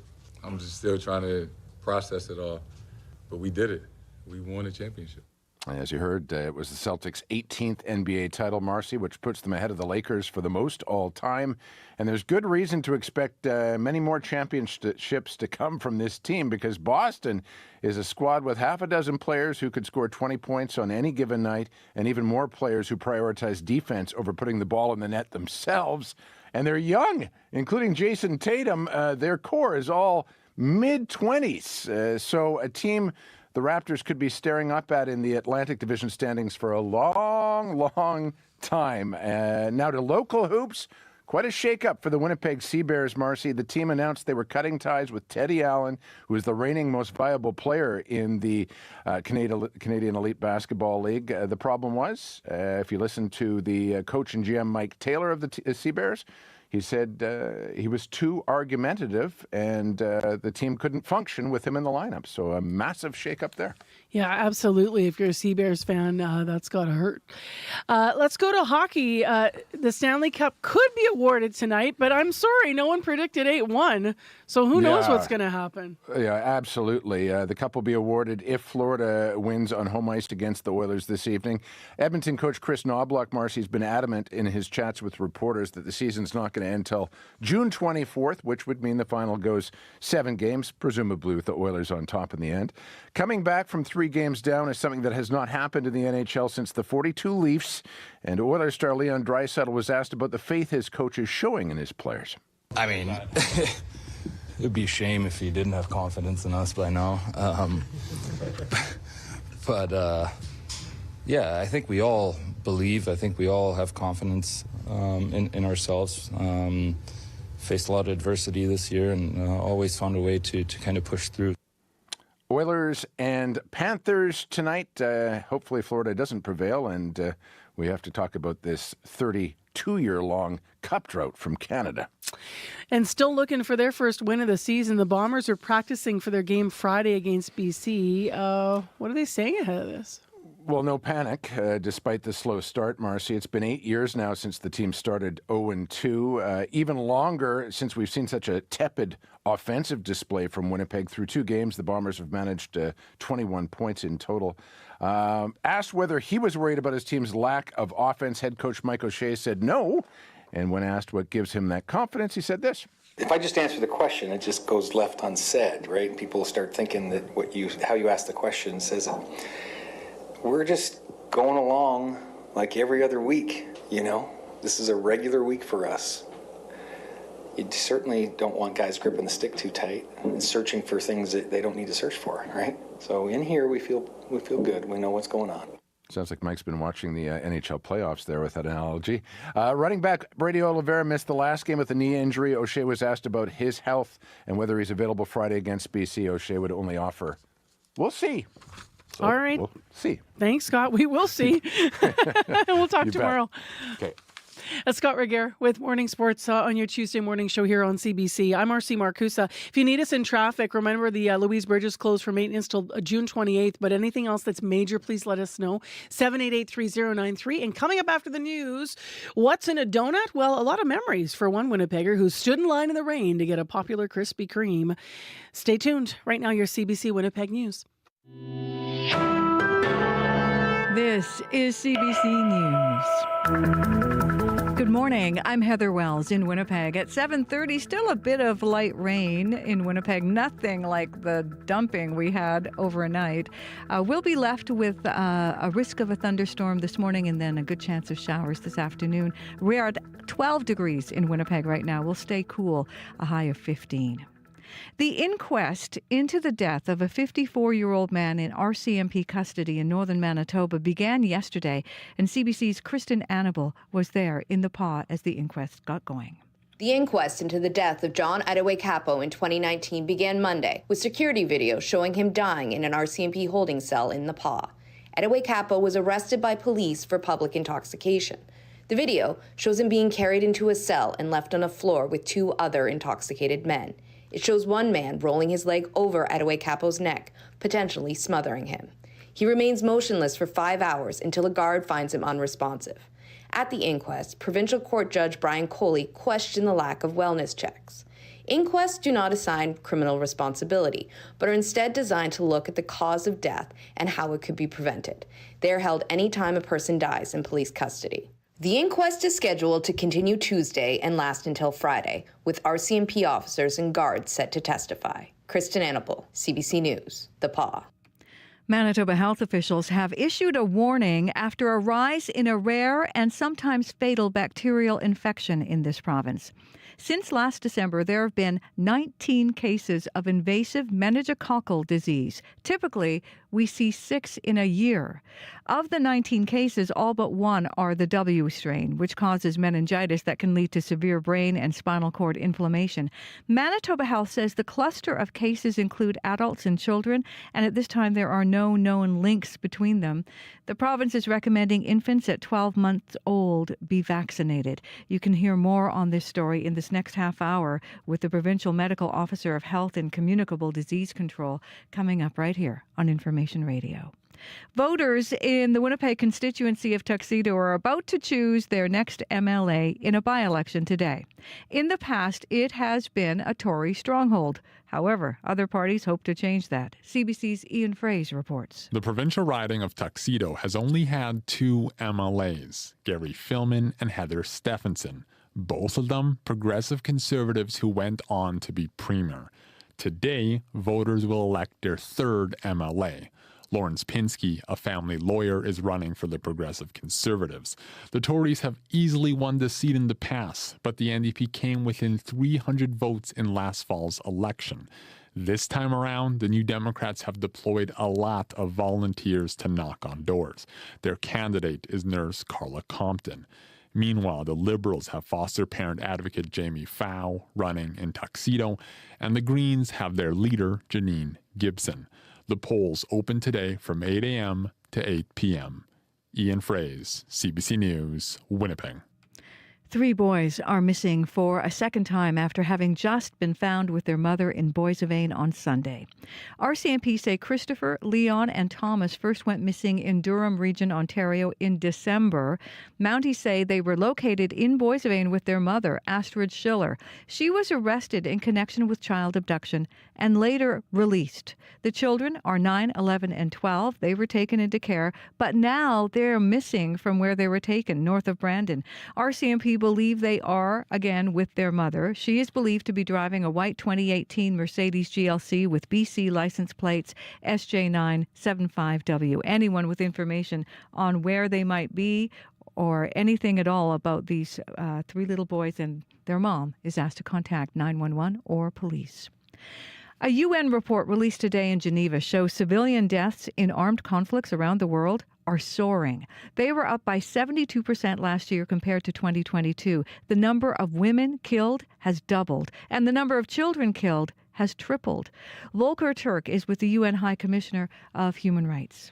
I'm dismayed by the extent to which warring parties have pushed beyond the boundaries of what is acceptable and legal on many fronts, with utter contempt for the other, trampling human rights at their core.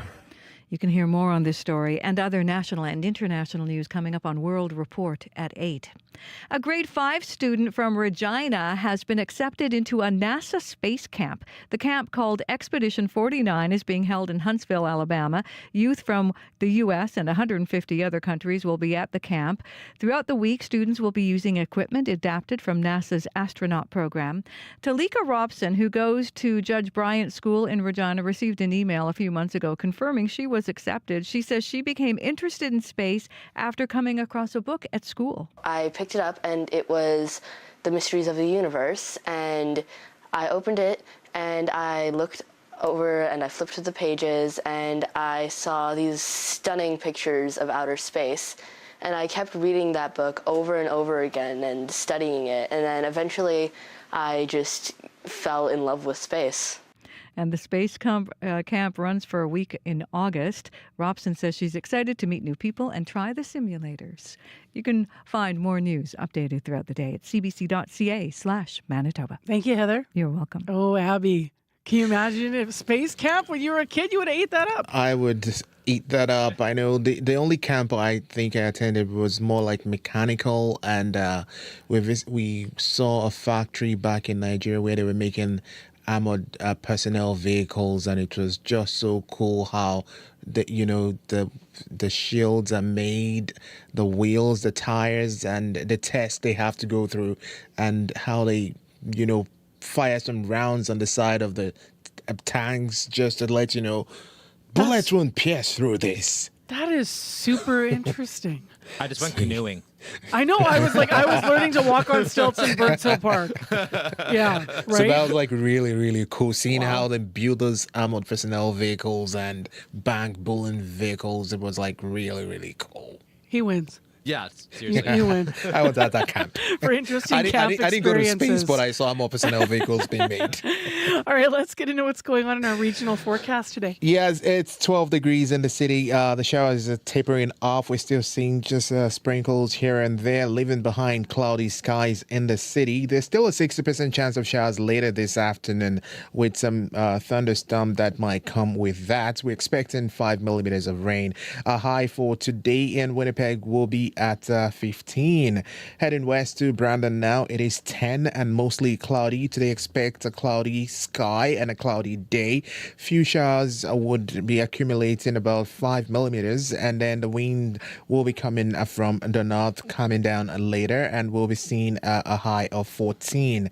Up north in Thompson, it is currently 7 degrees, mainly sunny there. Expect this beautiful sunny morning to stay with you. Then we'll see a mix of sun and clouds later, and a 30% chance of showers in the afternoon period. High of 15. The same condition for Churchill, 6 degrees and sunny morning. Then we'll see a transition to a mix of sun and clouds. A high of a 6. Dauphin is sitting at 11, also sunny at this time. We will see a transition to a cloudy day later, and then a 60% chance of showers, high of 16. Gimli at 12, cloudy conditions at the moment, heading to a high of 16. Steinbach, Morris, both hovering between 11 and 12, partly cloudy at this time. We're having that slight risk of a thunderstorm, and the highs for both region 15. Once again, Winnipeg, it was a wet start. It's now tapering off.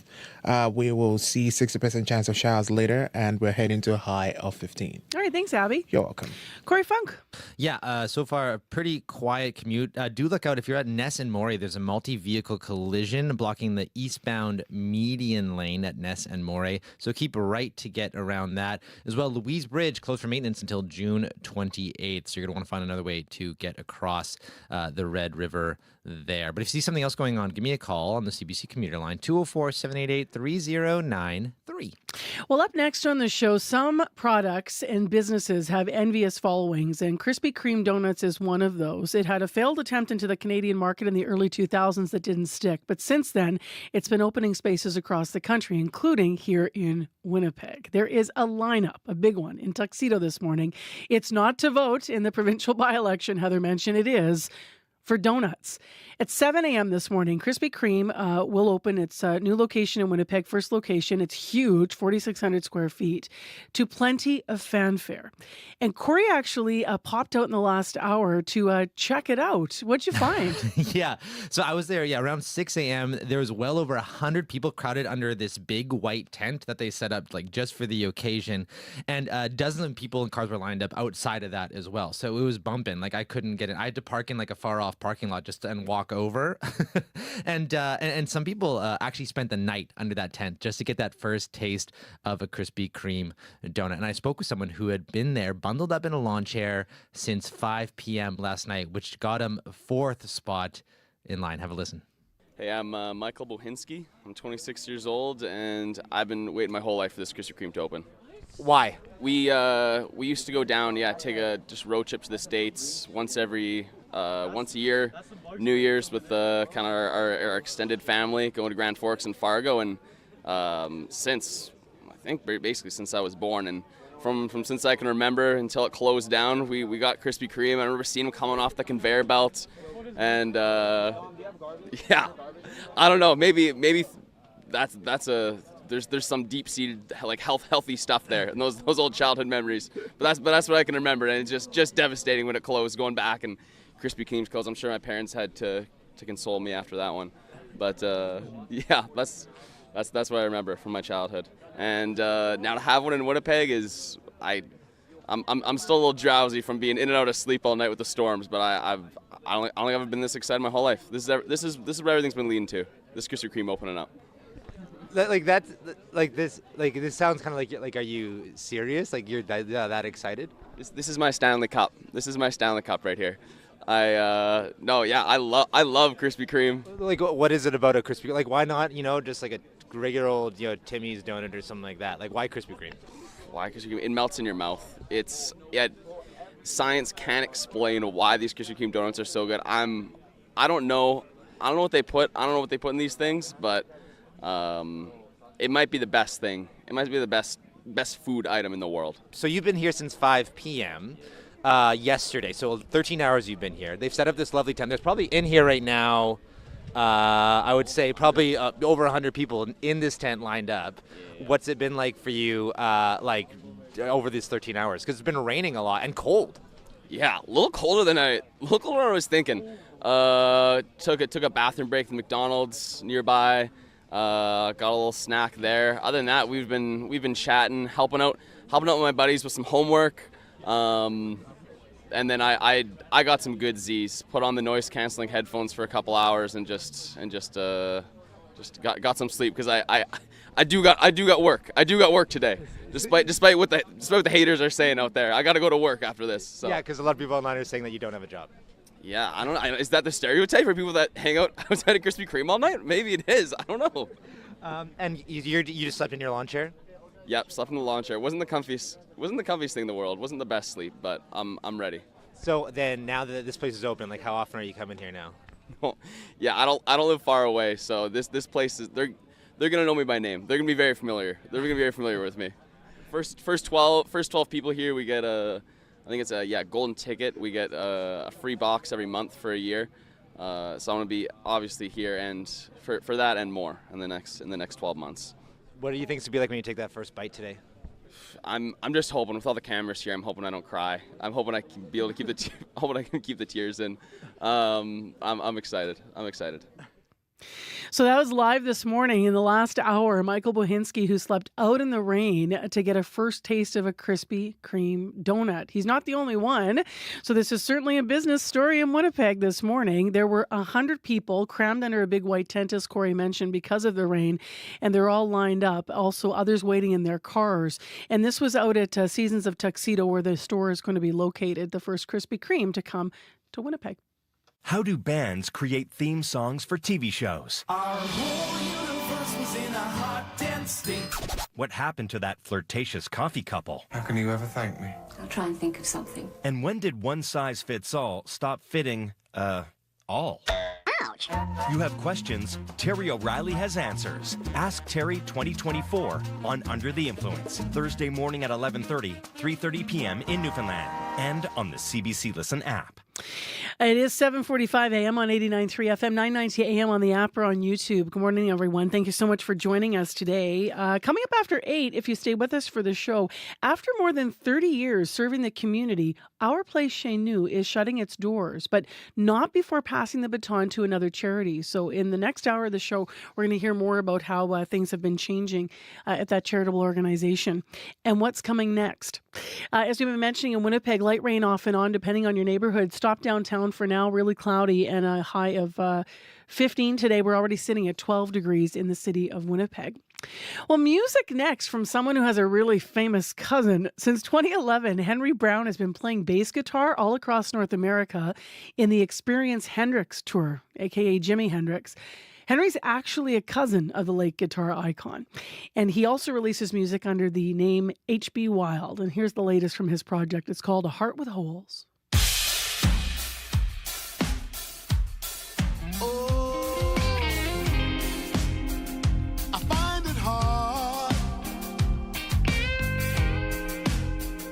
To feel and hear my head lie inside.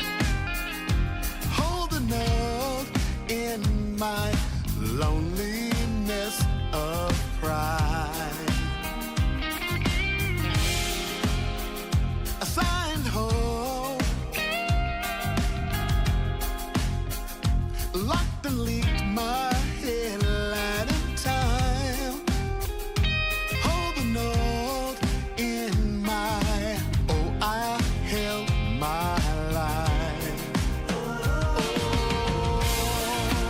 ain't enough to dream, come alive in my mind. Wander through the seas, controlling space-time.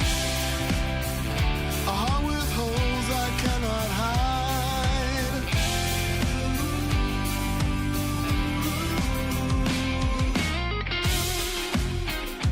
Highs and lows, high beneath my headlight is mine. I only know in my, oh, I held my climb.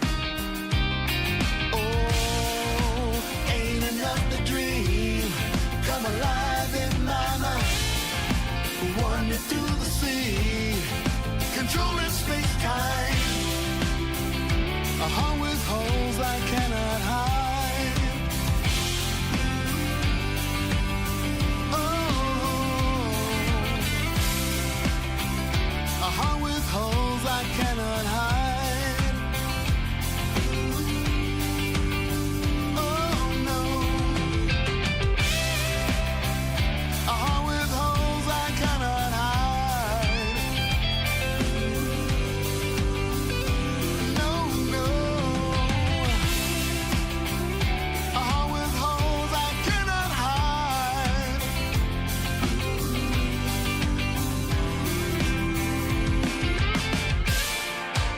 Whoa,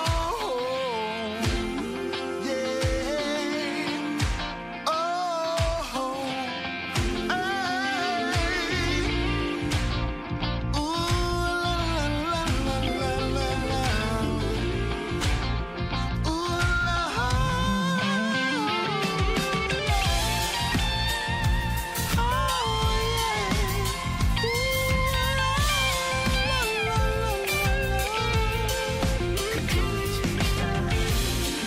a heart with holes, a heart with holes. Can you imagine name dropping and saying, oh yeah, Jimi Hendrix is my cousin, whatever, no biggie. That is exactly what this artist can do. That's H.B. Wild out of Surrey, BC. It's called A Heart with Holes on CBC. 89.3 FM, 990 AM on the app or YouTube. As we've been mentioning, breaking the light rain downtown, 12 degrees heading for 15. Brandon, by the way, you're cloudy and 10, and in Thompson, sunny this morning. And right now it is 7 degrees up in Thompson. Well, next on the program, let's turn our attention to some health news. A rare and sometimes fatal bacterial infection is on the rise in some parts of the country, and that does include here in Manitoba. Over Over the last 7 months, Manitoba has recorded 19 cases of meningococcal disease. Now, typically, our province sees about 6 cases a year, for context here. The infection causes meningitis, and it can lead to severe brain and spinal cord inflammation and even death in some cases. So we wanted to talk about it this morning with Dr. Carol Kurbis, Provincial Medical Health Officer, and she joins us via Zoom. Good morning. Good morning. Thanks for having me. So can you draw a distinction for us between, I sort of gave a bit of an outline of how they're related, but meningococcal disease and then meningitis? Because most people would say, oh, I know meningitis, but, how do they relate to each other? Sure. Well, meningitis is just describing the inflammation of the lining of the brain. So meningitis can be caused by a number of different things. It can be caused by a virus or a bacteria. Meningococcal disease is caused by a bacteria, a specific bacteria, and it can cause meningitis, but it can also cause other presentations like sepsis, like infection of the bloodstream. So we're talking about a specific bacteria here. What are the symptoms to be aware of or concerned about? Yeah, well, meningococcal disease, it's quite a serious condition, and it's a fairly rapid onset. So people usually, they might feel like a flu-like illness initially, but it rapidly progresses. So they have a stiff neck, headache, fever. They may have nausea and vomiting, a purplish rash on the body. If they have more of an infection of the bloodstream, like sepsis, then they can get sick quite rapidly with a high heart rate, rapid breathing.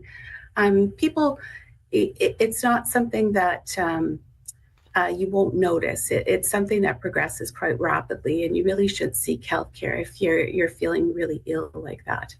The purplish rash on the body, can you explain, is there a part of the body where that most frequently might show up, and what is the nature of it? Would it be big spots, or does it depend on the person? Yeah, well, and there's different rashes that can occur. One of the more common ones we call is purpuric rash, which is like kind of a blotchy spots of purple that can be spread all throughout the body. But again, it would be in the setting where someone is feeling very ill. And by presenting for early health care, they can get antibiotics, and antibiotics are an effective treatment for meningococcal disease. You mentioned it's bacterial, so we should just remind people we're not talking about a virus, but how does it spread? Well, normally meningococcal bacteria can be in the back of a person's throat. Up to 1 in 10 of us might carry that, and for most people, they don't get sick from that bacteria. But every now and then, it can cause invasive disease, and we're seeing a little bit more of that in Manitoba this year. It can be spread by close contact, like through saliva, so sharing drinks. Any of that close contact can pass on the bacteria from person to person. So, that's one precaution to take, is to avoid those types of things where you're sharing things. Who's most vulnerable to getting the disease? Is it the same sort of vulnerable populations we may see with other diseases? Yes, somewhat. In this situation, we're seeing more disease in the young infants, which is why we have a vaccine program specifically aimed at children. We traditionally see more cases in the adolescent population, but we haven't been seeing that so much in Manitoba this year. And we've had some adults affected as well. 19 cases and one fatal case, actually. That's the latest data we have. Why are we seeing a rise in this right now, in this disease? We don't really know. There's a number of countries that are experiencing a rise in meningococcal disease. The U.S. is actually seeing a rise in serogroup Y disease. In Manitoba, we're experiencing 18 of those cases are serogroup W. Ontario has a bit more of serogroup W as well. So sometimes it can happen post-pandemic, after a really active respiratory virus season, but we don't really know exactly why we're experiencing this right now. Can you put the concern into context for us? Because the numbers obviously are ahead of what we would normally see, but how concerned should we be in your view? Well, it is a rare disease, so we only have 18 cases. The majority of those cases were in the December, January timeframe, but we're still seeing some. So we really want to have some awareness so people know that if they are developing very severe symptoms to go and seek care. But also we have a vaccine for it, which is a preventative vaccine. So it's really important that people ensure that their immunizations are up to date. If you go in to ask for the vaccine, what do you ask for? Because you were mentioning different strains, I believe. Right. So for meningococcal disease here in Manitoba, we have 2 vaccines that we routinely use. One is a quadrivalent vaccine, meaning that it contains 4 of the strains of meningococcal bacteria, so A, C, Y, and W. And the other is a B.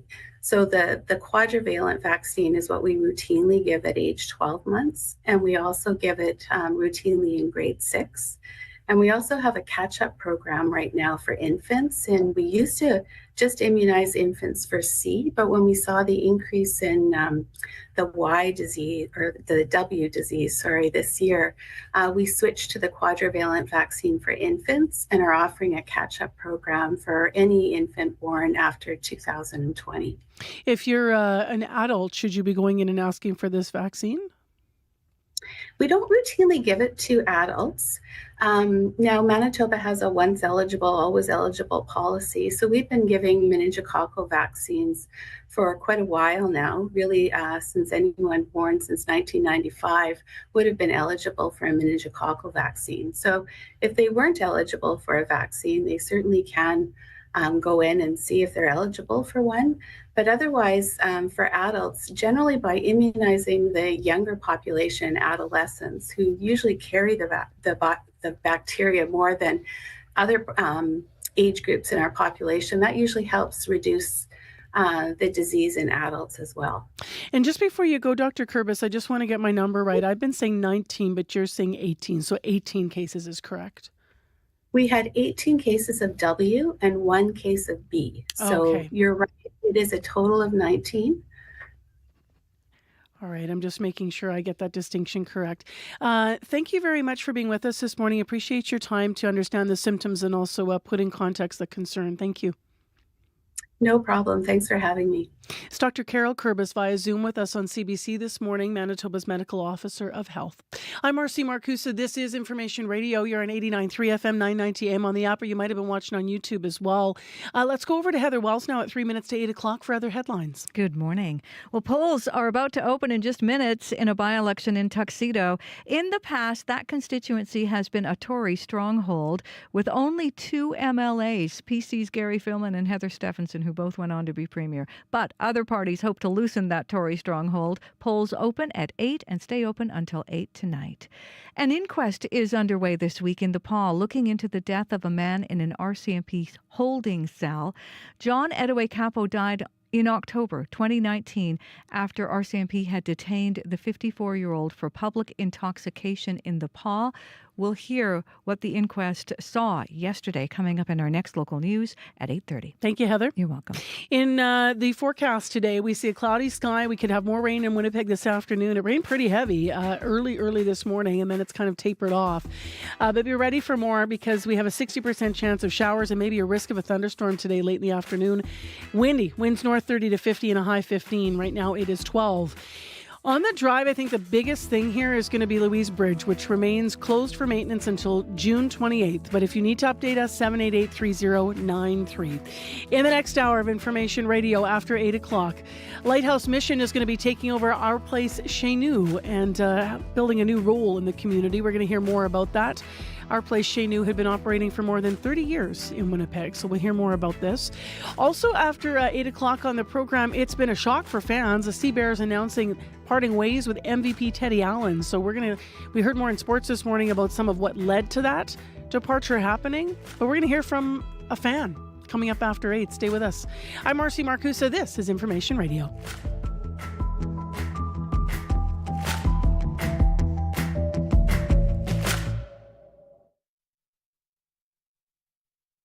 On Cue with Tom Power. Last year, Chappell Rowan's debut record, The Rise and Fall of a Midwest Princess, made a lot of noise in the pop music world. Cut to today, and she's one of the biggest pop stars in the world. She dropped by Q as we caught a star on the rise.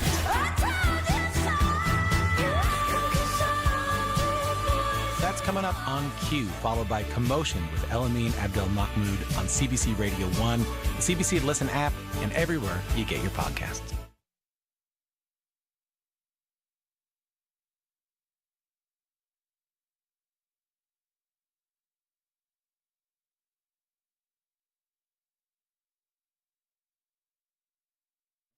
Is major. How to make people think twice before dropping that cigarette. Coming up on The Current.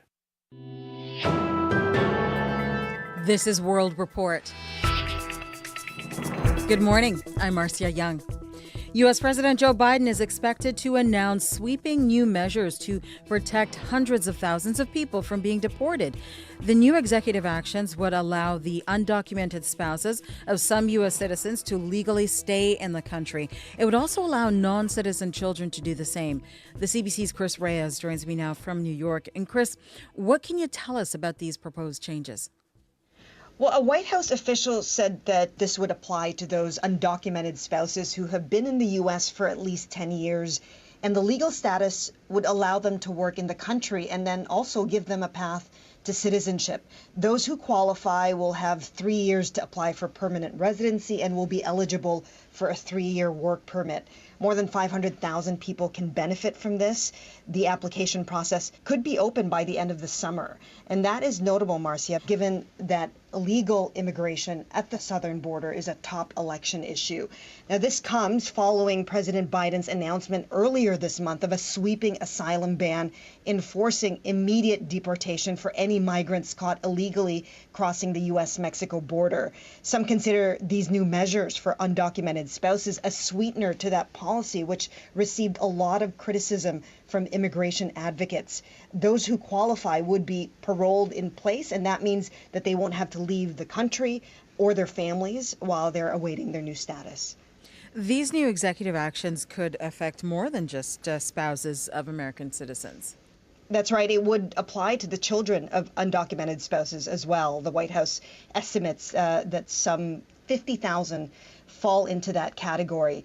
Now, this is notable because today marks the 12th anniversary of Obama's Dreamers policy, and that program shielded those who came to the U.S. as children from deportation.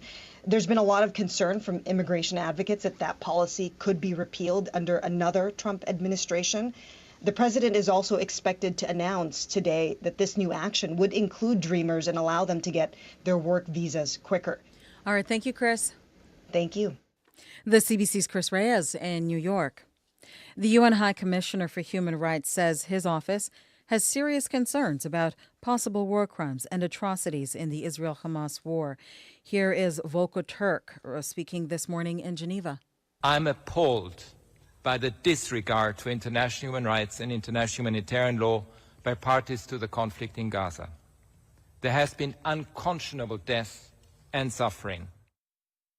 Turk says aid deliveries and humanitarian access to Gaza has deteriorated since Israel Defense Forces took control of the Rafah border crossing. And as Margaret Evans reports, there are renewed warnings Palestinians could starve. More funerals in Gaza. Relatives of Palestinians killed in an Israeli airstrike last night, waiting for trucks to arrive on a commercial road near Khan Yunis. They went for their livelihood, an aunt to one of the dead told news agencies. They're merchants. They went so they can feed Gaza, says another relative. Warnings of severe hunger are again surfacing in Gaza, especially in the north. The Israeli military says aid groups will now be able to use a stretch of road from its southern crossing without having to negotiate safe passage. Georgios Petropoulos of the UN's Office for the Coordination of Humanitarian Affairs says it's not enough. From there, they need to go up a road, and that road needs to lead to a meaningful response. It is not just for 4 kilometers of road to not have fighting. In Jerusalem overnight, Israeli protesters demanded Prime Minister Benjamin Netanyahu resign for failing to bring Israeli hostages held by Hamas home. Ariel traveled from Tel Aviv to take part. We are now in a war that does not end Yesterday, Netanyahu dissolved what was left of his emergency war cabinet in the wake of resignations from 2 former generals who cited his lack of a post-war plan for Gaza. Margaret Evans, CBC News, Jerusalem. Later today, Prime Minister Justin Trudeau will meet the widow of former Russian opposition leader Alexei Navalny. Yulia Navalny will be in Ottawa. She is scheduled to sit down with both Trudeau and Foreign Affairs Minister Melanie Joly this afternoon. Navalny has vowed to continue her late husband's work fighting government corruption. He died in a Russian prison in February. NATO Secretary General Jens Stoltenberg will be in Ottawa tomorrow, and he is expected to remind Canada of its commitment to spend 2% of its GDP on defense. So far, the government has a plan to hit 1.76% by the end of the decade. But as Murray Brewster tells us, a House of Commons committee has been warned. New data suggests Canada is already off target.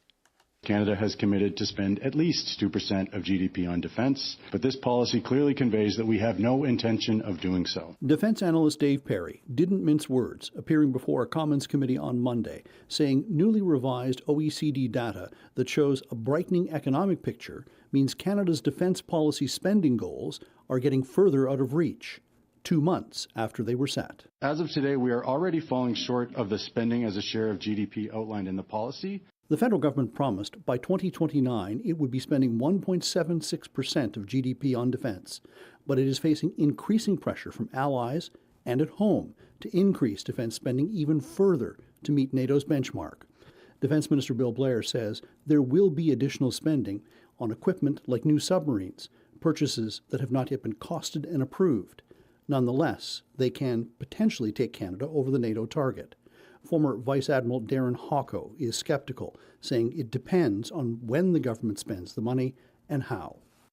We would still not necessarily see that be 2%. I mean, the dollar value that we're talking about to achieve 2% is quite significant.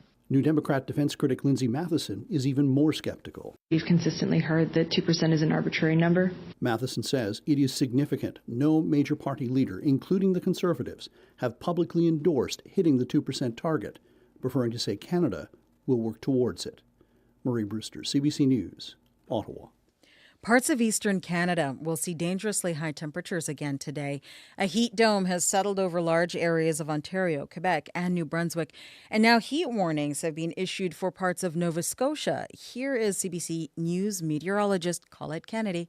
You get a ridge of high pressure in the upper atmosphere, and essentially that creates a dome trapping the warmer air at the surface, and it does tend to spread over a very large geographical area. It does seem like, as well, our warming planet is now affecting our jet stream, allowing more of these stagnant patterns to set up. Factoring in humidity, some regions can expect temperatures to rise into the mid-40s. In the U.S., a similar heat dome situation is unfolding. More than 75 million people there are under extreme heat alerts and warnings. It's been 1 year since the Titan submersible disappeared in the Atlantic on a quest to visit the Titanic wreck. The vessel imploded, killing everyone on board. Investigators are still trying to determine why. As Peter Cowan reports, the Transportation Safety Board has a new warning for explorers. A year later, it still hits hard, and I think about it a lot. Larry Daly lost a friend when the Titan submersible imploded on a dive down to the Titanic a year ago. P.H. Nargelet was a pilot and one of the 5 people killed. It just still sits with me now that it could have been avoided if they had done it safely and took heed to the warnings that they were given. The submarine wasn't certified or classified. The wreck of the Titanic sits in international waters, almost 700 kilometers southeast of Newfoundland. But this week, the Transportation Safety Board revealed Titan did dive in Canadian waters, and it's not clear if there was any Canadian oversight. In a letter to Transport Canada, the board said other unregistered crewed subs are diving in Canadian waters. We may never know exactly what the point of failure was. One of the warnings that Titan was unsafe came from adventurer Rob McCullum. He says ongoing investigations by Canada, France, and the United States can still deliver some important answers. I hope that the investigation finds ways of preventing that from happening again. I also hope the investigation starts to sheet home the blame to where it belongs, and that is to those that had a hand in building the vehicle The exploration of Titanic continues. Next month, remote-operated vehicles plan to explore and retrieve parts of the wreck. Another company plans to send people down, this time in a certified sub. Peter Cowan, CBC News, St. John's. And that is the latest national and international news from World Report. News anytime at cbcnews.ca. I'm Marcia Young.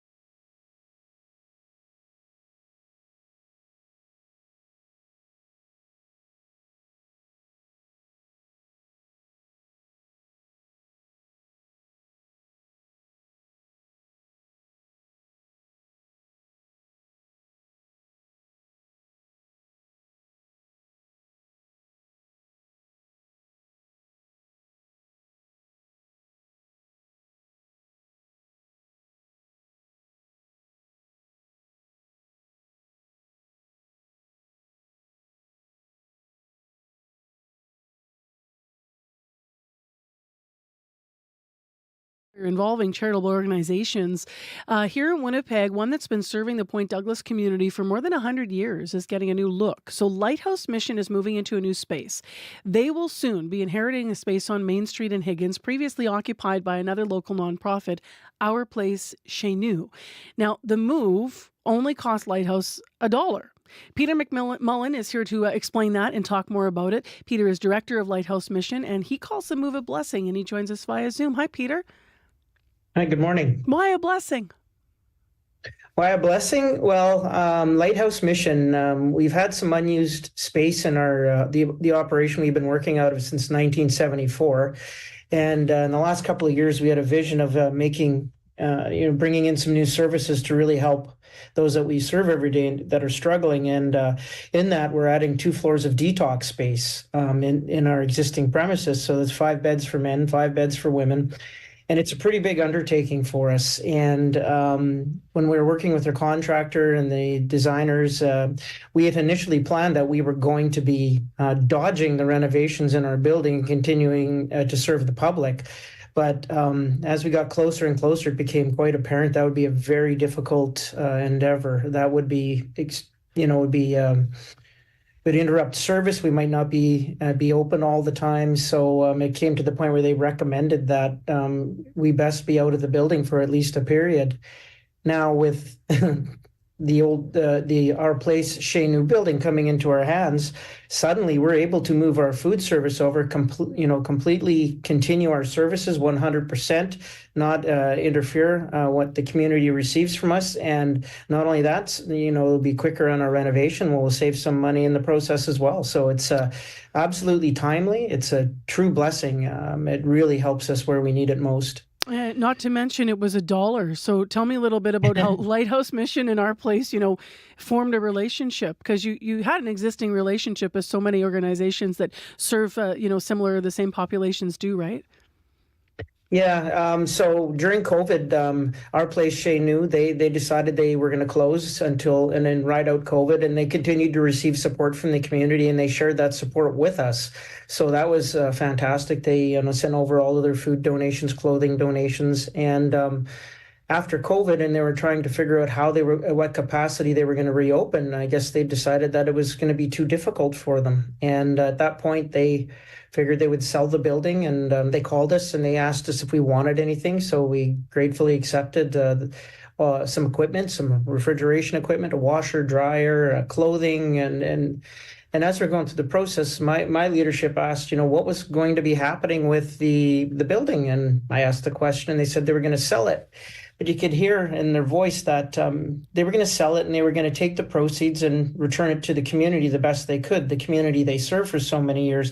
But it didn't sound like that had the impact they wanted. So we started to talk, and we shared that, if we could maybe take the building, if we could figure out a way that we would continue to serve those people they love so much in the community and carry on their legacy. So in those discussions, it came around that the board saw what we were doing and what we hoped to do with the building, and they had a unanimous vote in January to instead of sell the building at full price, they said, you know what, we're going to sell it to you for $1. Really symbolic and just a wonderful gesture. And I think they're absolutely overjoyed that all of the friends and that they served for so many years are going to continue to receive the same love from the same building.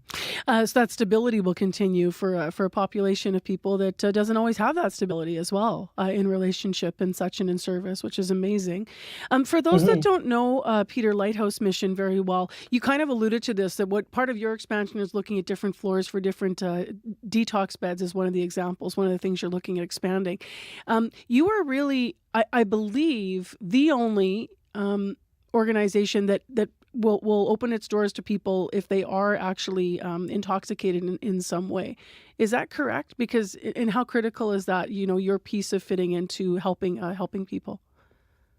I think at one point that was true, but I don't believe it's true anymore. I think some of the agencies have now recognized that the epidemic of addiction that is, taking downtown Winnipeg to its knees it's not something that you can be selective in who comes in, because everybody needs that care, that love, and that support equally. And I think a lot of the doors have been open to anybody for most agencies. It does. Yeah, it does pose a challenge, dealing with some of the levels of intoxication, the new drug cocktails. But we all get through it together. We have previously, done a number of conversations with different organizations. We were live at Salvation Army actually a couple months ago, exploring that very area of Winnipeg, where a lot of the service organizations are physically, geographically located. What would your hopes be? As you continue, what you're doing with Lighthouse, and then you're expanding to meet needs. But what's on your wish list? I know we have the mayor and the premier on the show live this week, so I'm just wondering if you could have audience with them, or when you have audience with them, what do you ask for? As someone who works with our most vulnerable populations daily. Well, with the season we're in right now, what we really truly need is financial support. So we're going from just being a soup kitchen where we've planned and we have our budget. Now we're adding an entirely new service where we're going to be bringing in new staff. We're going to be bringing in a new program.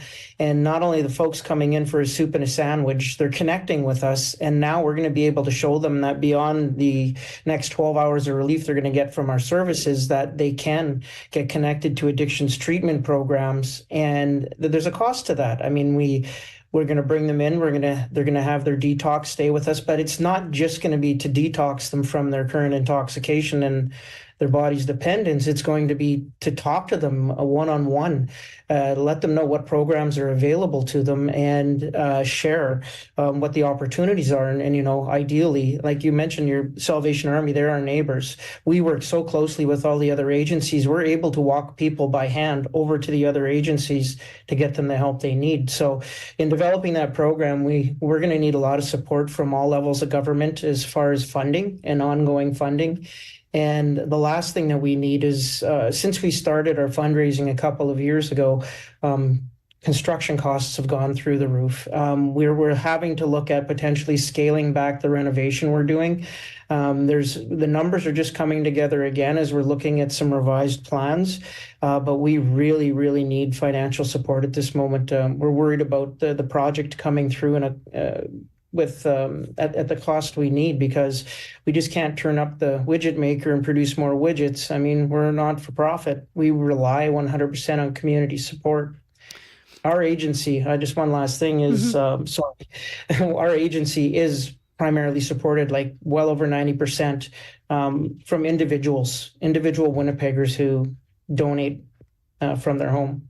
Appreciate having you via Zoom with us this morning. Good luck with your renovation, moving into the new space, and offering new services as you expand to meet the needs in our community. Thank you for your time.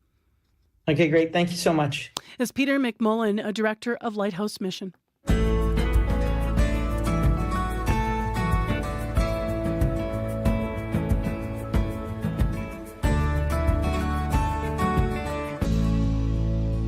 You're on CBC 89.3 FM, 990 AM on the app or YouTube. Well, let's turn to sports news. Last night, the Celtics over the Mavericks, winning their 18th NBA championship. But my next guest wasn't concerned with that level of basketball, was more disappointed about what's going on here in Winnipeg. For fans of the Sea Bears, the news that the team sent a star player packing has been shocking. Yesterday, the Sea Bears announced they're parting ways with Teddy Allen. Allen won MVP in the Canadian Elite Basketball League last year. But general manager and coach Mike Taylor says he wasn't a team player. Teddy came here last year with something to prove, and I managed Teddy by letting Teddy be Teddy. Our team last year had a lot of young players and clicked and basically accepted that. He was within the system, and he was within the structure of the team off the floor all of last season. Unfortunately, this year, it started off really well. I was very encouraged after the Scarborough game with his scoring output and teamwork, setting his teammates up, moving the ball. But over the last several games, it's kind of moved in the opposite direction, not only on the court, but off the court as well. And I think that, we've had several heart-to-heart talks with him, whether it was coaching staff or, front office. owner. So this is not a surprise to arrive at this point if there's been no positive response from his side. Well, Nick Hurry joins us live now, big Sea Bears fan. He's actually one half of the two tracksuit brothers, if you've seen them out there with their cool glasses and their velour outfits. They sat courtside at nearly every Sea Bears game since they started in these flashy tracksuits. They had season tickets last year, been to 8 out of 10 games this year. And what's your reaction to Teddy Allen being released, Nick? Yeah, it's definitely a bit of disappointment. Definitely just not, doesn't feel like the same... it doesn't feel the same waking up today as it did yesterday. So when you hear the coach sort of saying why this happened, how do you receive that as a fan? As a fan, it's disappointing. I can relate to him, though. I definitely feel that. I have a team of folks at my job, and I completely understand the position that he's put in. And it just really, it's saddening for sure. What worries you about not having Teddy Allen as part of the team when you just look at the play on the court? Well, the play on the court over the last couple of games really has been affected, and had no idea what was going on. So it's troubling that, you know, really the best player that we've had or at least the person who's been putting up the most points is leaving us. But the group is really strong. You know, we just signed Justin Wright Foreman, so I'm really hopeful that he's got some big shoes to fill. But I'm actually pretty confident it can get turned around. So disappointed, but a little bit of creeping in there, a little bit of confidence, and a little bit of hopefulness at least. That's Winnipeg sports for you. There's always hope. I was going to say, are we talking about the Jets? Hang on, wait. No, we're not. Why do you go to the games? Why have you fallen in love with the Sea Bears? It oddly is like a connection to my youth with the Thunder. It doesn't hurt that the mascot is a polar bear as well, and it's just really great to watch some locally watch some basketball, and especially at the level that they've been playing. It's just been great. Now, I have not yet been to a game, which is sort of unusual because I'm pretty much a sports fan. You need to fix that, yeah. I know, right? So what do you love about the environment at the games? What's it like to be at a Sea Bears game? It's crazy, and I had no idea that it would be like this coming into the season last year. It's so much energy, so the fans are incredible, and being a part of that there's nothing like it. Nick, thank you very much for your time and for weighing in on the fans' perspective on this decision we've been covering in sports for the last 24 hours. Appreciate it. For sure. Oh, before you go, what's your next tracksuit? I've seen turquoise ones. I've seen kind of a brown burgundy one.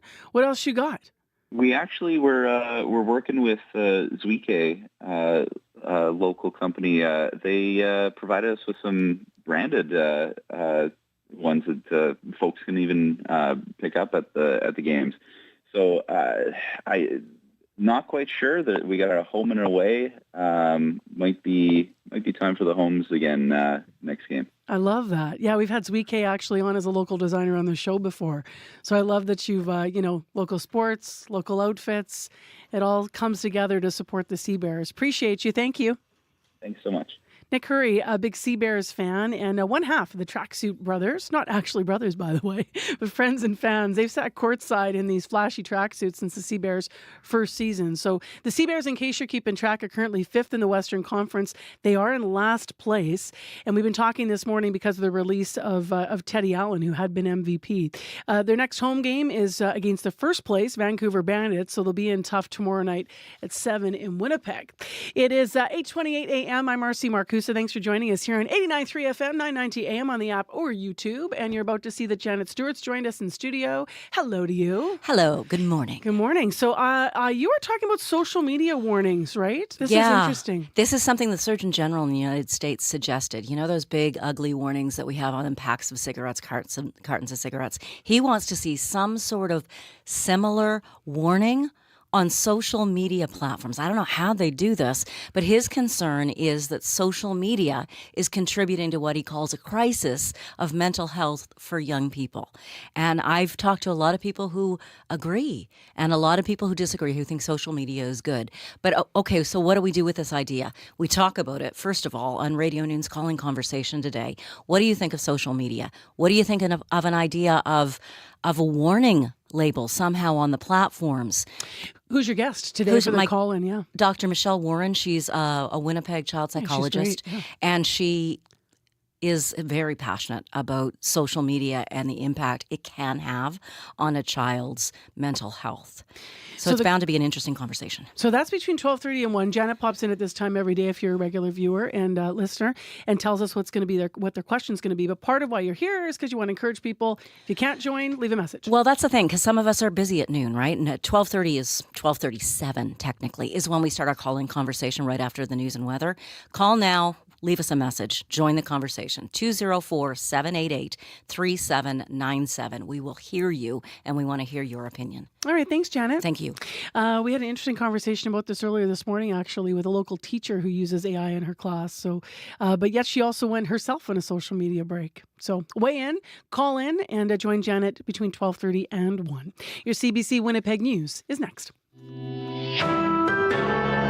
This is CBC News. Good morning. I'm Heather Wells in Winnipeg. At 8:30, it is cloudy, a little bit of light rain, 12 degrees right now in Winnipeg. We're headed to a cool 15 with a good chance of showers continuing through the afternoon. A warning from Manitoba Health after a rise in a rare and sometimes fatal bacterial infection. In the past 7 months, there have been 19 cases of meningococcal disease. One was fatal. Dr. Carol Kurbis is the Provincial Medical Officer of Health and Communicable Disease Control. She says Manitoba usually has 6 cases a year. This particular strain, she says, is hitting the young. In this situation, we're seeing more disease in the young infants, which is why we have a vaccine program specifically aimed at children.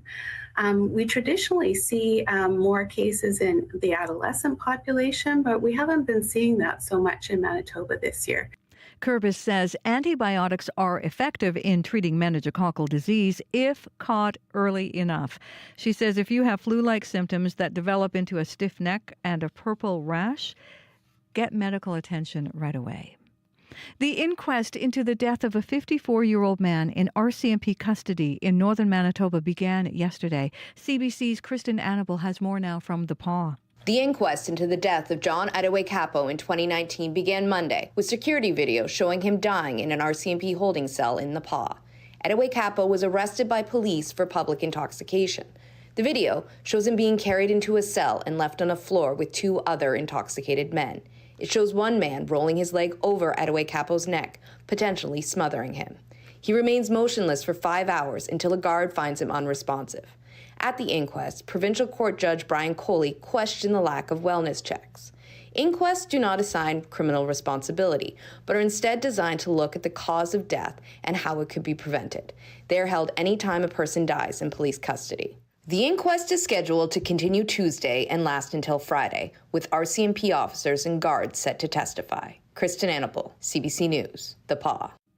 Voters in the Winnipeg constituency of Tuxedo are choosing their next MLA in a by-election today.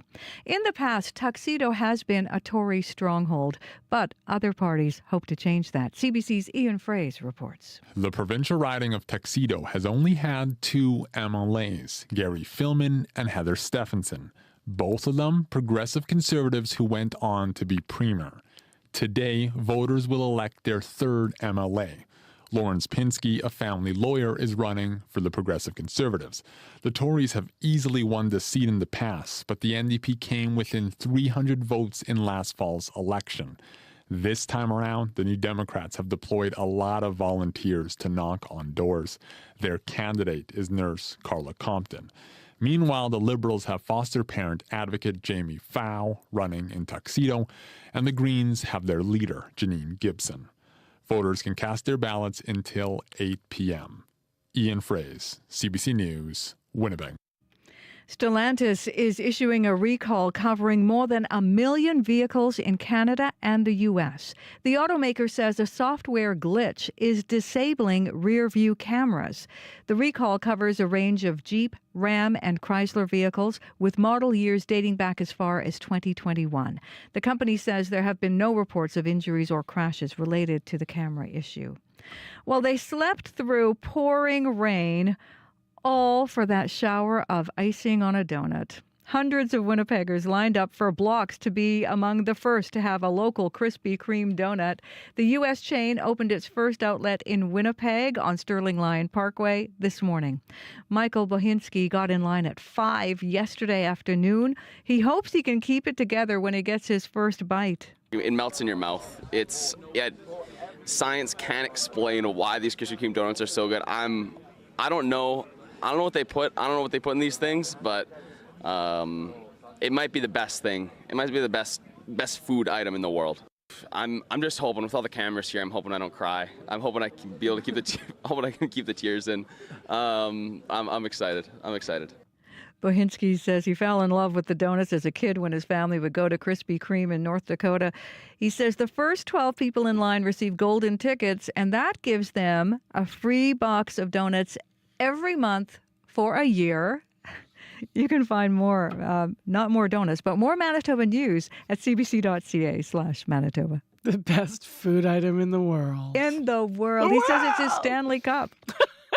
Thank you, Heather Wells. You're welcome. And Megan Ketchison and Joni Nicolo in our news department this morning. Thanks to our live team, Abby Adiemi, Brad Lillies, Dylan Longhurst on training this morning, and Corey Funk. Speaking of whom, what's up, Corey? Keep an eye out if you are on southbound Henderson and McIver. There's a multi-vehicle collision blocking the curb lane, so keep left to get around that as well. Ness and Moray, another multi-vehicle collision blocking the eastbound median lane on Ness, so keep it right to get around that. Heard from Allison that there's some big backups there. Louise Bridge, closer maintenance till June 28th. Thanks, Corey. Thank you. Abby. For the southern part of the province, the rain has stopped temporarily, but it's going to make its return after the noon period, while the northern part of the province is actually enjoying sunny spells. Temperatures ranging from 6 to 16. Winnipeg is going to see a high of 15 today. All right. Thanks, Abby. You're welcome. Thanks for listening, everyone, and thanks for watching on YouTube and engaging with us over those listener lines. I know that that noon call-in, that's a really important topic, and it's one that I'm sure a lot of you have opinions about. Should there be warning labels on social media? Will that protect the kids, or will they just bypass them and not care anyway? And is that the right way to address some of the concerns that you might have about social media? So if you want to share what those are and weigh in on this, between 12:30 and 1 is the Radio Noon call-in conversation. And you can leave a message now at 788-3797. I'm Marcy Marcusa. Take care, be well, everyone. We'll talk to you again tomorrow, and The Current is coming up next.